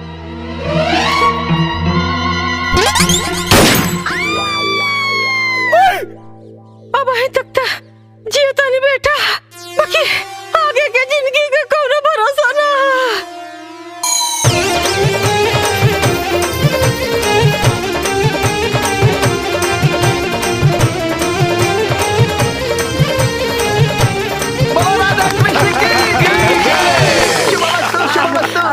बेटा हम बच गई नहीं। अरे तू बच गई लू, यहाँ फंस गई नहीं। चला यहाँ से। चल चल अच्छा अच्छा। अरे अकेले अकेले कहाँ जाता नहीं? राउर बहुरिया साथे लेके जाई। बहुरिया? कमल बहुरिया? केकर बहुरिया? अरे हाई बहुरिया, राउर बहुरिया और के कर। मान न मान, हम तार मेहमान, ऐसन कैसन बहुरिया हैं? सुनी, राउर बेटा हमरा बेटी के साथे साथ फेरा ले लेबा, एकरा मांग में सिंदूर डाल लेबा, मंगलसूत्र डाल लेबा, एकर सब का सबूत हमरा लगे बा। अगर हमरा बेटी के अपन बहुरिया माने से इनकार कैनी तो पूरा परिवार के जेल भिजवा दे, बुझनी? हाँ भले जेल खटब, लेकिन हम एकरा के अपने संगे लेके ना जाए। चल बेटा चल। सुनी, अरे अरे ब्याह के बाद अगर एगो लड़की के ओकर पति मंडप में ही छोड़ के चल जाए तो कहाँ जाए? ये दुनिया के काम मुंह दिखाई। कम से कम जाए से पहले हमरा के अपना हाथ से जहर दे के जाई, कहे के बाप के बिना हम ना जी पाई। अरे ऐसे ना कहे कि बिटिया, ऐसे कहे कहता रू? भले हमार बेटा तोरा के अपन पत्नी के दर्जा ना दे, हैं? बाकी तो अब हम तोरा के अपन बिटिया बना के रखब। ए माई, चल आओ। ई का बात करता है? चल चल। अरे बापू बापू तो खेल कौन हो रे? हाँ भैया, तार छोट भाई पारस। कहा रे टेंगड़ा? हाँ भैया। आज सूरज पश्चिम से कैसे निकल गई? अचानक तोरा में इतना बदलाव ना भैया, प्रायश्चित कहा, अपना पाप के प्रायश्चित भैया। पाप के प्रायश्चित? अरे भैया हम बैल आदमी भैया, बताई अपना परिवार के गैर समझत रानी। ए भैया, अरे रहुआ जौन आग में जरत आनी भैया, वही आग में हमहू जरत आनी है भैया। अरे वर्तमान के देख के भविष्य की चिंता में जरत आनी भैया। अब बताई ना भैया, जवन लड़की एक खानदान का खेवैया रहे, वह वंश का नैया डुबावा पे तुरल बिया है भैया। हाँ, हम तो कहता नहीं है भैया, निरहुआ का दूसर बिया करा दे। अरे हम सपोर्ट करो, छोट भाई है, रहुआ से अलग हो सकी ना। बाबूजी, निरहुआ भैया नौकी भौजी ले आइलन। नौकी भौजी? अरे बड़को, ए छोटको, अरे कहाँ बड़ू हो? आवा लोगन दौरा लिया बा, आरती लिया बा, पतो आइल बिया हो। अरे पतो का सच्चात ना चुनी, ये ना चुनी। तू मत उतरा, अभी बैठल रहा है। निमिया की डारी में। अब बेटा पतो नहीं है, बियाह कैला हा, मांग टिकला हा, तब बेटा कुछ रस्म रिवाज ना होई त असगुन ना हो जाए, हैं? निमिया की डाली जुलुआ। ये सब इतना जल्दी कैसे रे? अरे इतना जल्दी का जरूरत रही है के? अब तू लोग के पता नहीं लगा कि भौजी आवत है, नहीं ना? अरे भाई, हम रंगोली फेंके जाते नहीं, वैसे हमरा हाथ में बा। अच्छा। हाँ माँ जी, हम तो ई तो दौरा छत पर डाले जाता है और ई जाता नहीं पूजा करे, यही से इनके हाथ में बा। हाँ। निमिया की डार माई के है? अरे को कुछ नहीं रे, अरे मिठाई क्या हमार पतो आइल बिया। पतो? अच्छा, ला नीरव मिठाई खा, ला खा। ये मिठाई के साथ? अरे वो घरे मिठाई ले आइले, ढेर दिन हो गए रहे ना, यही से किन के लिए नहीं है। और न तका ना खाइबो, मत खा।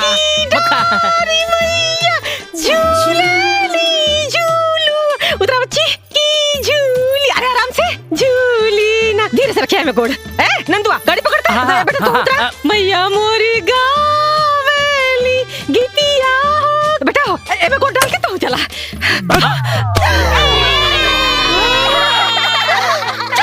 भाग यहाँ से, झूली ना भैया के भाई। चाचू बढ़िया कहले बेटवा, दूसर बिया के ले ले, बहुत बढ़िया। पता नहीं कि इतना मेहरारू कहाँ से मिल जाली हो, जहाँ जाला एगो उठा के लिया वाला। निमिया के डार मैया डालेली झूलवा हो की झूलीना, मैया मोरी गावेली गीतिया। अरे वाह, कितनी महान है रे तू। तेरा दिल तो समुंदर से भी ज्यादा विशाल, तेरे विचार आसमान से भी ज्यादा ऊंचे, त्याग और बलिदान की साक्षात मूर्ति है रे तू। जो ये जानकर इस घर में आ गई कि तुझे घर तो मिलेगा पर संसार नहीं, तुझे पति तो मिलेगा लेकिन पति का प्यार नहीं, तुझे मन का सुख तो मिलेगा लेकिन तन का नहीं, तेरी मांग तो भरेगी लेकिन गोद नहीं,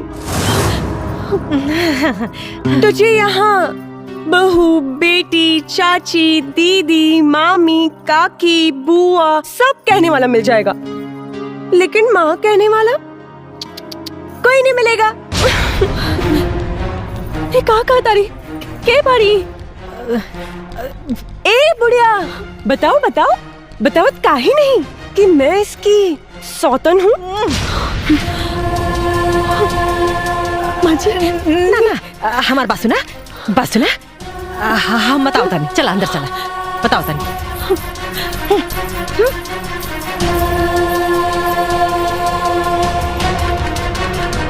अब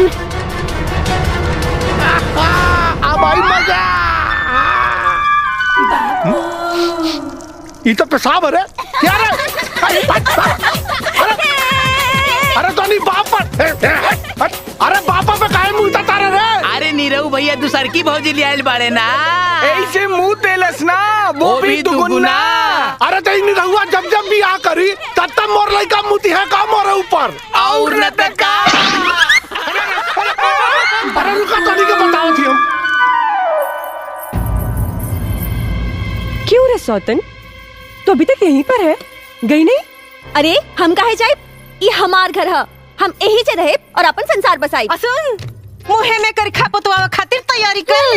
ए बुढ़िया, तू क्या समझती है तूने इसको पटा लिया तो तेरा हर अरमान पूरा हो जाएगा?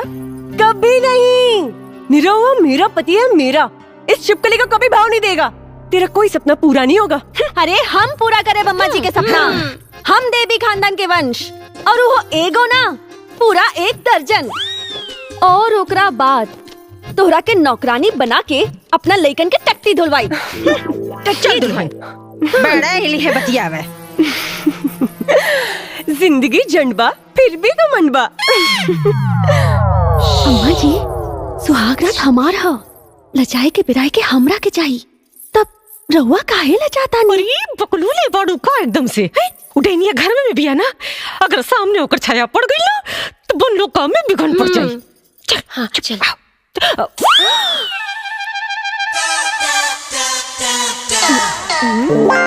जा जा। लेकिन अम्मा जी हमरा लाज लागता। हो गई गुड़ गोबर। अरे समझा करा के। अरे आज लजाइबू तो पूरा जिंदगी लजाते रह जाइबू। गिरा दे तू इलाज शर्म की दीवार और जा अपना सैया जी पे चलावा अपना हुस्न के वार। जा। ए नंबर 2, नीरवा मेरा पति है, मेरा। तेरा कुछ नहीं होने वाला, समझी? अरे तू शांत रहा, शांत रहा। जा जा।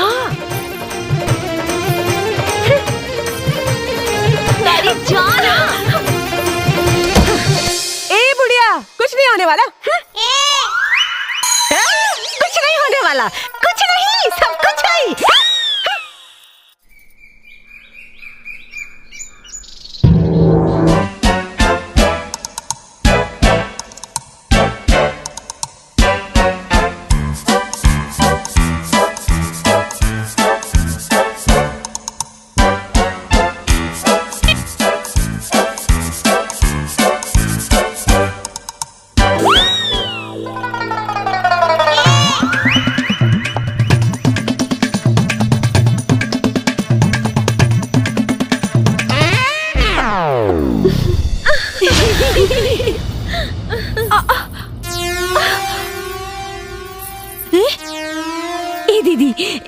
लागत बना कि इनके एक ही रात में हालत खराब हो गई भाई। लागत है कि देवर जी 30 साल के कसर एक के दिन में निकाल ले बाबी। अरे दुल्हन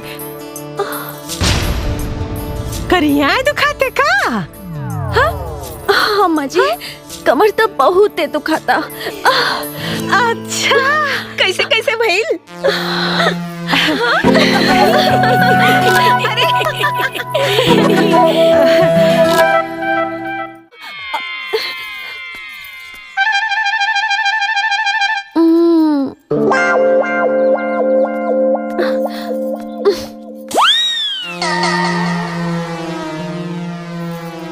राजी कई के बलमबाजी मार ले ले कोरा भर के। क्या रे बुढ़िया की दुमछल्ली नंबर 2 कैसे बोल रही थी? कमर दुखाता। भूल गई? चोर कितना भी शातिर क्यों ना हो, कोई ना कोई सुराग तो जरूर छोड़ता है। मतलब चल तुझे दिखाती हूँ। अरे सुना, अरे सुनो सुनो, ये क्या है? चटाई इधर पलंग उधर। हाँ बड़ी है सुहागरात मनाने। हाँ ए बुढ़िया, तेरी फुसफुसिया से कुछ नहीं होगा। किसी काम की नहीं है, किसी काम की नहीं। निरवा मेरा पति है, मेरा, मुझसे प्यार करता है। इस निठल्ली को तो भाव भी नहीं देगा। अबे बुढ़िया, अभी भी हार मान ले। पोत ले कालिक अपने मुंह पर। टीचू टीचू कुछ नहीं होगा, कुछ नहीं होगा, कुछ नहीं होगा। सब कुछ होगा, सब कुछ। अम्मा जी। अरे अरे बिटिया ऐसे दिन करा, ऐसे दिल छोटा मत करा। अरे एक बार खाली चल गलत का भल वार पर वार कर जा, कोनो बार तो निशाना पलगी। अम्मा जी। बिटिया जल्दी लगी, जरूर लगी। अब हंसदा। चुंबन क्रिया तथा इसकी भेद। आए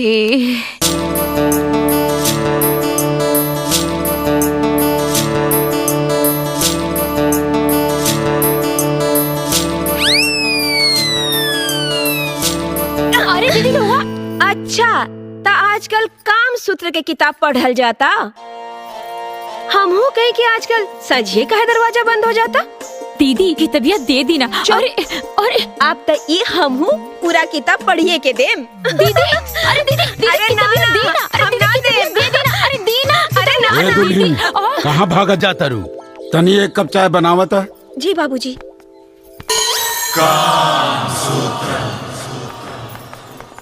ए दीदी दीना की तबिया वहाँ का मांगे तो हम क्या कहे? अच्छा तबिया किताब कैसे?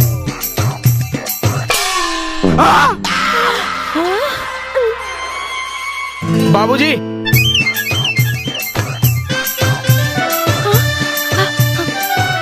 बाबूजी पूजा के सब सामान ले आई नी। हाँ ठीक है ठीक है। फल मिठाई घी दूध सब ले आई नी। और कुछ काम हो तो हमरा के बता दी बाबूजी। ई त्योहार हो? हाँ हाँ ना ना ना हे भगवान अब कोई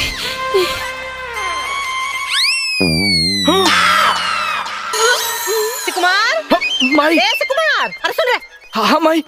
कल पुनवासी ह कथा कहे के पंडित जी से कहले रहे ह। हम भुला गए नहीं माई।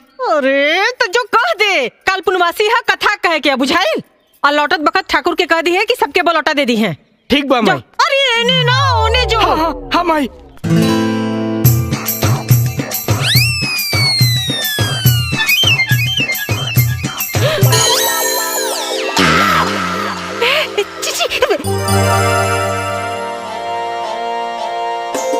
बहू चाय बनल हो? हाँ बाबूजी बनावता नहीं। हाँ?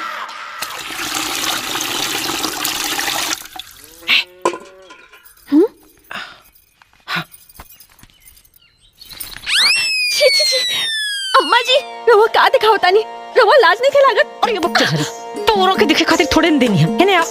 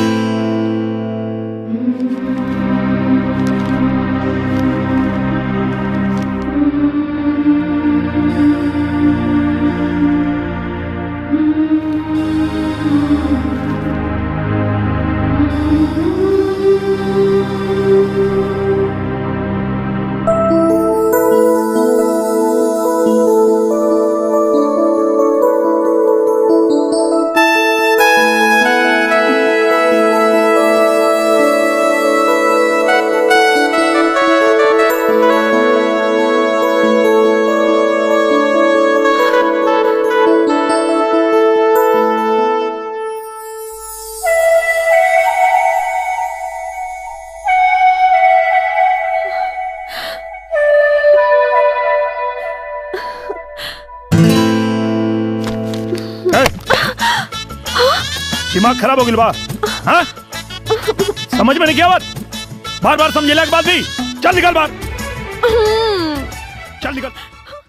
ध्वज मंगलम पुंडरीकाक्षम मंगलायतनो हरि ओम विष्णवे नमः विष्णवे नमः विष्णवे नमः। बहू के बुलाई पूजा के समय बीतल जा रहल बा। पायल हाँ भैया। किरण के बुलावा पूजा पे बैठे के बा। ठीक बा भैया।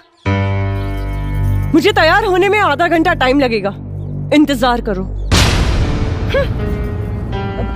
पंडित जी आ गई ना, लोग आ गई ना, मुहूर्त निकल जाता। अब उनके आधा घंटा क्यों बैठ के जो ही। चल चदनिया बैठ, पंडित जी पूजा शुरू करें। चल। ओम भूर्भुवस्सुः तत्सवितुर्वरेण्यम्। ये बुढ़िया 2 साल से सत्यनारायण भगवान के पूजा ना करौलस। आज न जाने ऐसा का हो गई कि वो सत्यनारायण भगवान के पूजा करा रहल बाड़ी। कहीं ऐसा त ना कि दोनों सोतिन में सुलह करा दलस।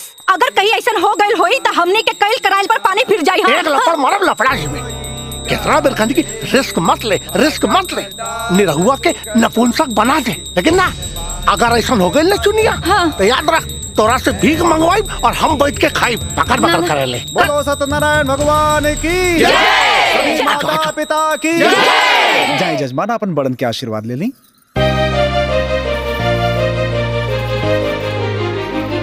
खुश रहा बेटा, खूब खुश रहा। खुश रहा, खुश सदा सुहागन रहा। अरे दूधन लहा पूतन फला ए दुल्हन। अरे किधर जा रही है? मेरा भी पैर छू। हम ना छुए। क्यों नहीं छुएगी? मैं तुमसे बड़ी हूँ। अच्छा, खाली बातें में बढ़कर बड़ी हूँ। बड़े बारू तो बड़नियन कामों तो करा। भूल गई, इस देश में दूसरी बीवी की औकात क्या होती है? मेरी दी हुई भीख की खुशियों पर ऐश करने वाली घटिया औरत मुझसे जबान लड़ाती है।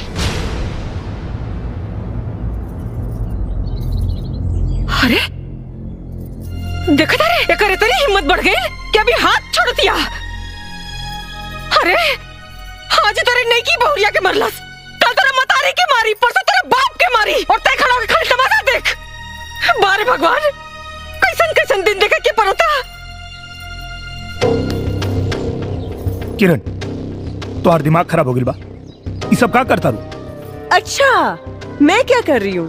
हाँ, आज तक तो ये चालबाज पूरे परिवार वालों को पुड़िया खिला रही थी, आज आपको भी खिला दी, इसीलिए आप इसकी साइड ले रहे हो। देखा, तू गलत के लिए बाड़ू, चुपचाप एकरा से माफी मांगा। माफी? वो भी इस बच्चलन से? बहुत हो गई।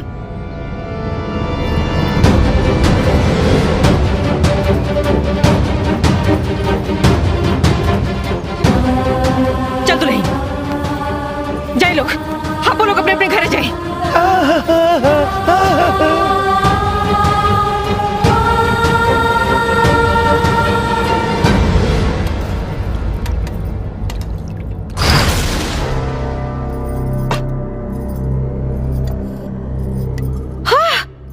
आजकल के पतोहन का तो कुछ समझे मैंने क्या होते हैं बहनिया। कोरे 1 किलो घी 4 दिन में खत्म कर दिला सन। अरे अब निरहुआ खातिर हमरा के घी भंडार घर से लिया के पड़ी भगवान। ओहो,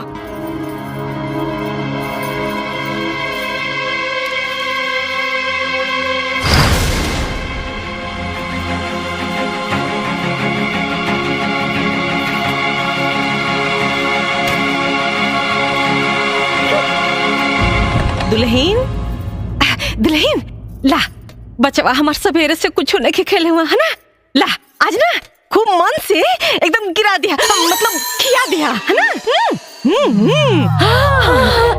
खिया दिया है।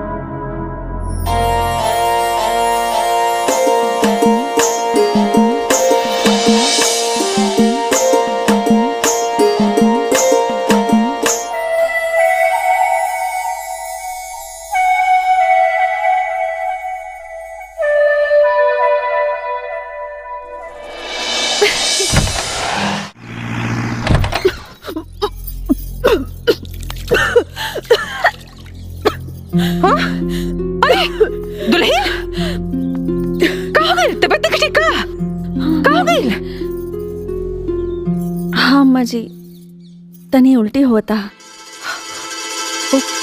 उल्टी होता?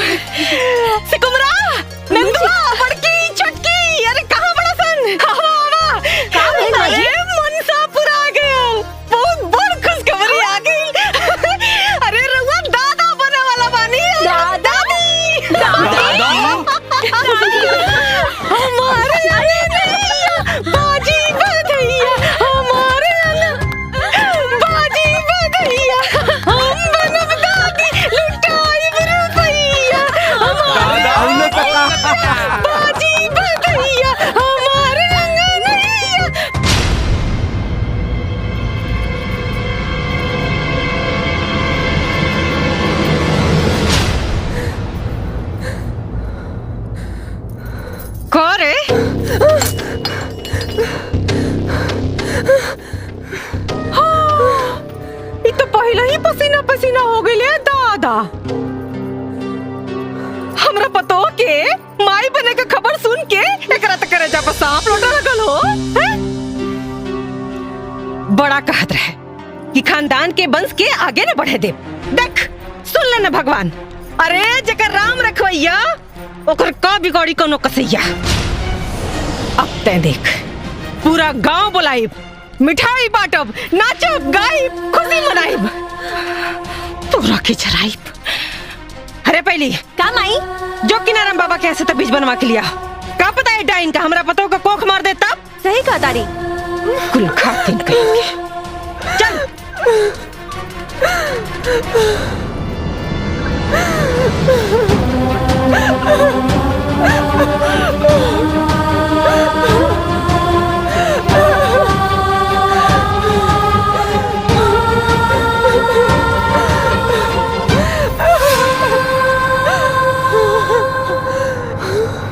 ये तेरा कैसा न्याय है भगवान, ये तेरा कैसा न्याय है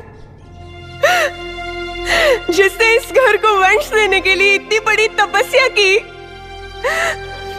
आज तूने उस तपस्या का ये फल दिया, उस पे लांछन लगवाया कि वो इस घर के वंश को नाश कर सकती है। क्या कसूर है मेरा? यही ना कि मुझे कैंसर है और मैं मरने वाली हूँ, यही ना कि मैं इस भयानक बीमारी के बारे में किसी को नहीं बताया। मेरे देवता समान पति का दिल तोड़ा है मैंने। मैं ऐसा नहीं करती तो क्या करती? अगर मेरे पति को सच्चाई पता चल जाती तो जीते जी मर जाते, लेकिन दूसरी शादी कभी नहीं करते और इस घर को कभी भी वंश नहीं मिलता। इस छोटी सी जिंदगी में तूने बहुत बड़ी परीक्षा ले ली भगवान, अब और परीक्षा मत ले।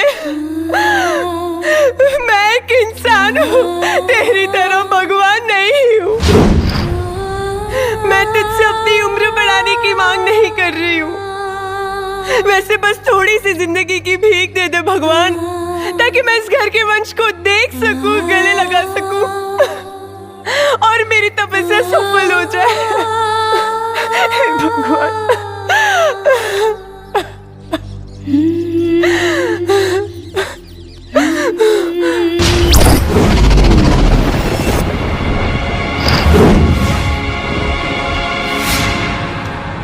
कैसे पता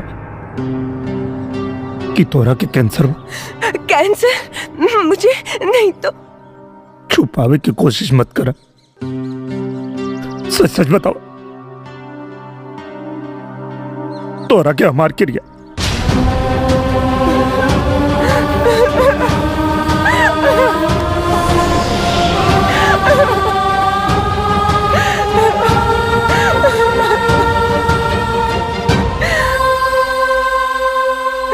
बताओ किरण, बताओ हमरा।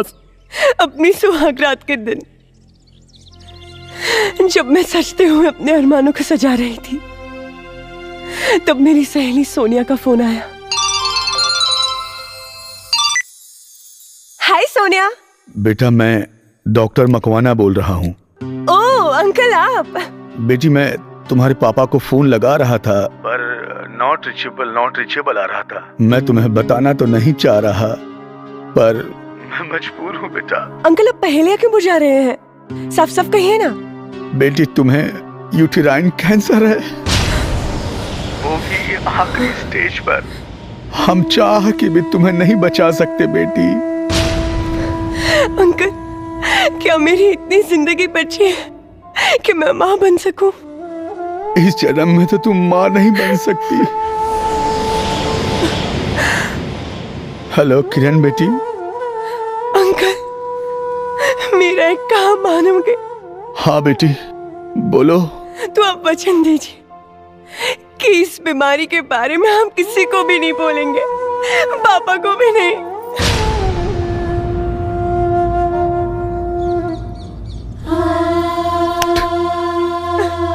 बहुत अभागा बानी हम, बहुत अभागा बानी।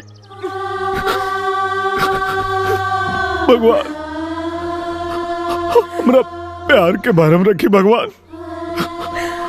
इनकर सारा दुख हमके दे दी भगवान। इनका सारा दर्द हमके दे दी भगवान। इनका मौत भी। ऐसा मत कहिए, मत कहिए ऐसा। भगवान ने मुझे इस जन्म में सौभाग्य नहीं दिया पत्नी धर्म निभाने का, लेकिन मैं भगवान से विनती करती हूँ अगले जन्म में सौभाग्य जरूर दे दे, तन मन और लगन से आपकी सेवा कर सकूं।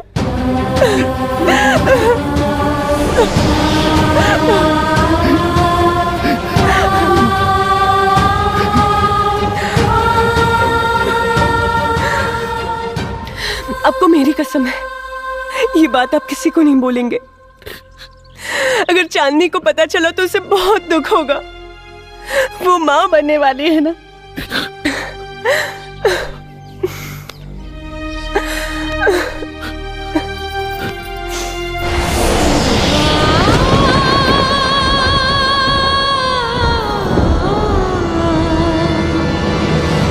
धैला ओकरे बाद सबके आशीर्वाद लैला।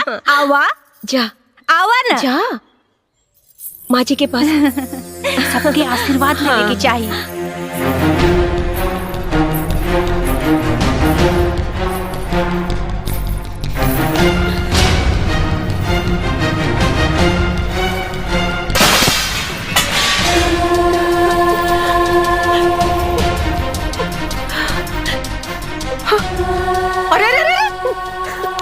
ये का करता दुल्ही? ये कुल घातिन का गोड़ धरता रू? उसे का भाई अम्मा जी, ये अपन सुहाग बटले बाड़ी, तबे तो हम सुहागिन बानी। कहा बोलता? जा, कोना पकड़ के रो।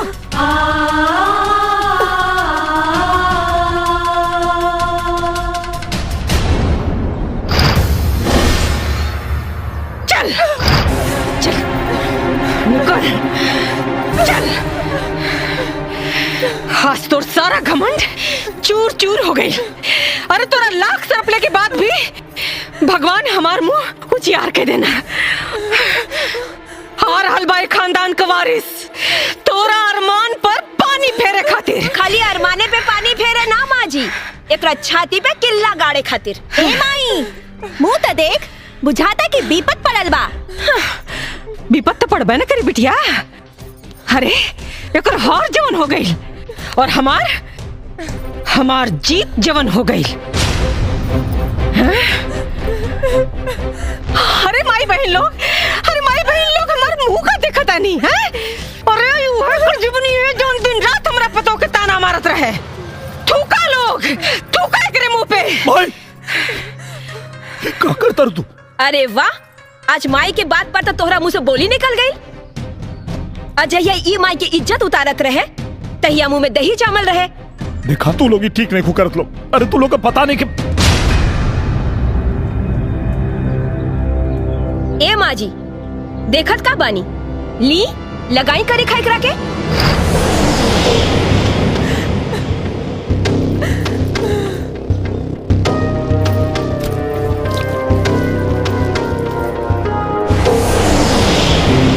ले जाई लगाई, लगा दी।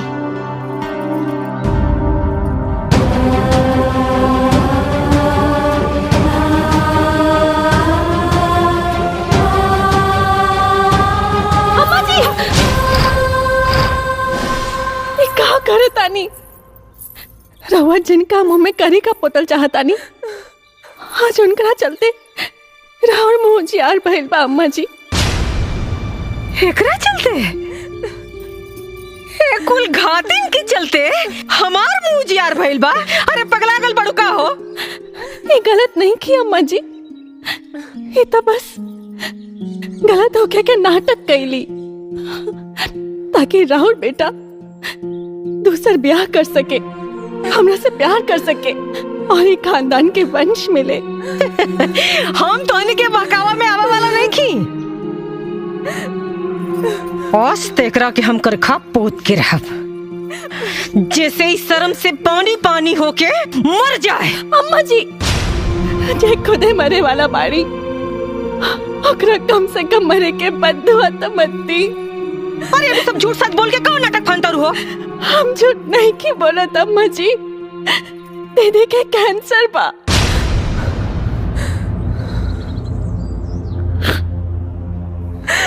काका कैंसर। हाँ माई, और अभी बस कुछ दिन के मेहमान बाकी।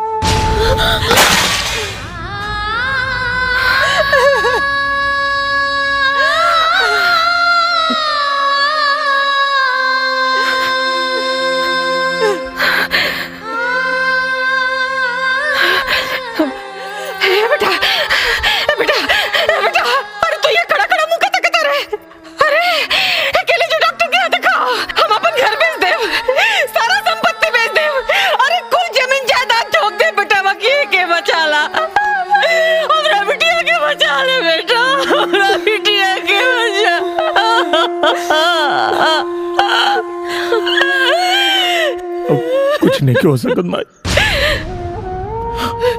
कुछ नहीं हो सकत। हम डॉक्टर से बात कर ले बानी, अब इनके बचावल मुश्किल बा भाई। अभी अगर इनका खातिर कुछ कर सकता रहो तो इनके खुश रखा लो, खुश रखा लोग इनके। बनाया लगे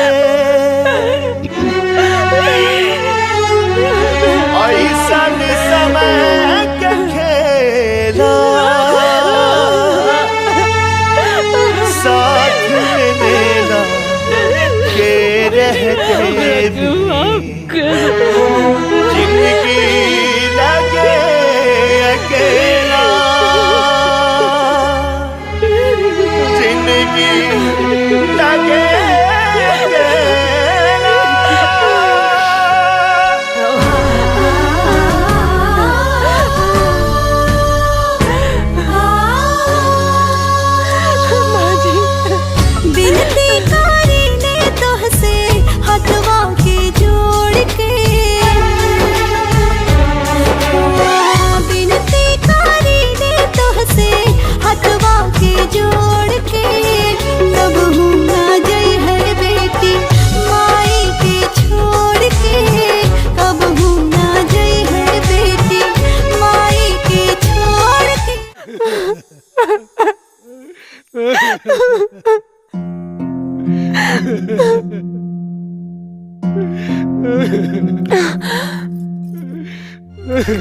पापा, आप ऐसे रो रहे हो जैसे मैं कल ही मरने वाली हूँ। Just chill, shut up. मैं तो सालों साल जीऊंगी। मेरी अच्छी बेटी। गल्ले पापा, मेरी प्यारी बेटी। झूठे पापा, मेरी सुंदर बेटी। टकले पापा, पापा बेटी।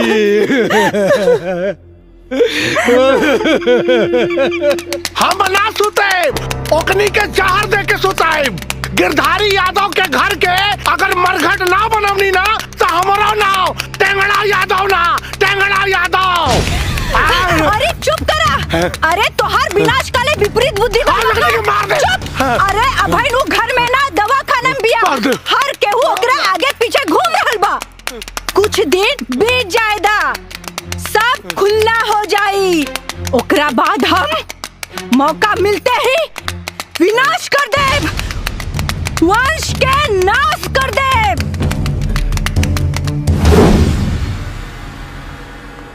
मैडम, मैडम, मैडम, आपके पति ब्लड लेने के लिए बाहर गए। ये दवाई आप मेडिकल स्टोर से ले आइए।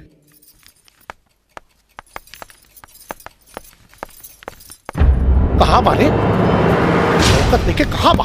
देखा ठीक से। आज अगर वो मिल गई ना तो निराहुआ के वंश का अंत यही अस्पताल में हुई।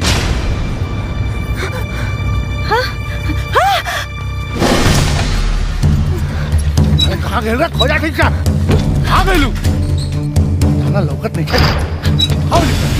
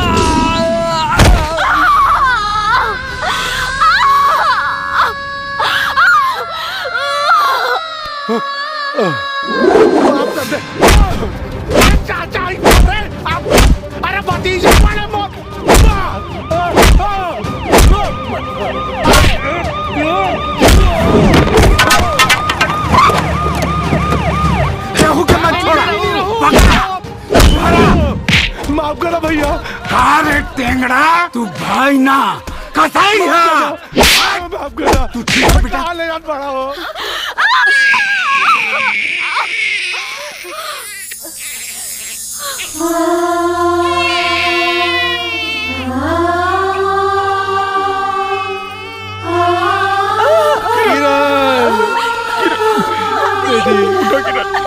किरण बेटी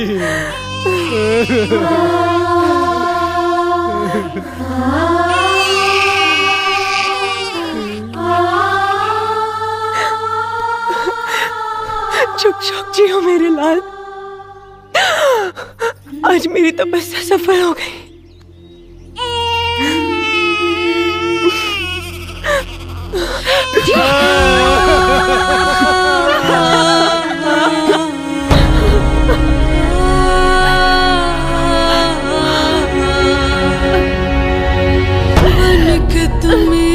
जीत ले ले बाड़ा के तोहरो स्नेह हमरा जिंदगी में गम के हो जिंदगी में गम के तू ही तहलो एक फूल के दिया नवा सपना पूरा के खुद भइलू सपनवा दुनिया के लोग बाट घरवा दुआर के तू तो बाट गइल अपन सिंदूरा सिंगार के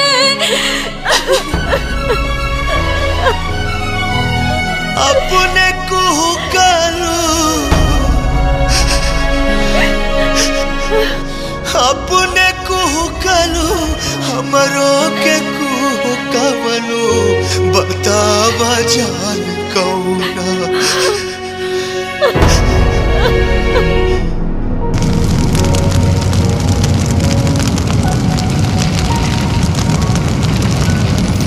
हे जस्ट चिल। रउआ लोग काहे इतना रोवतानी?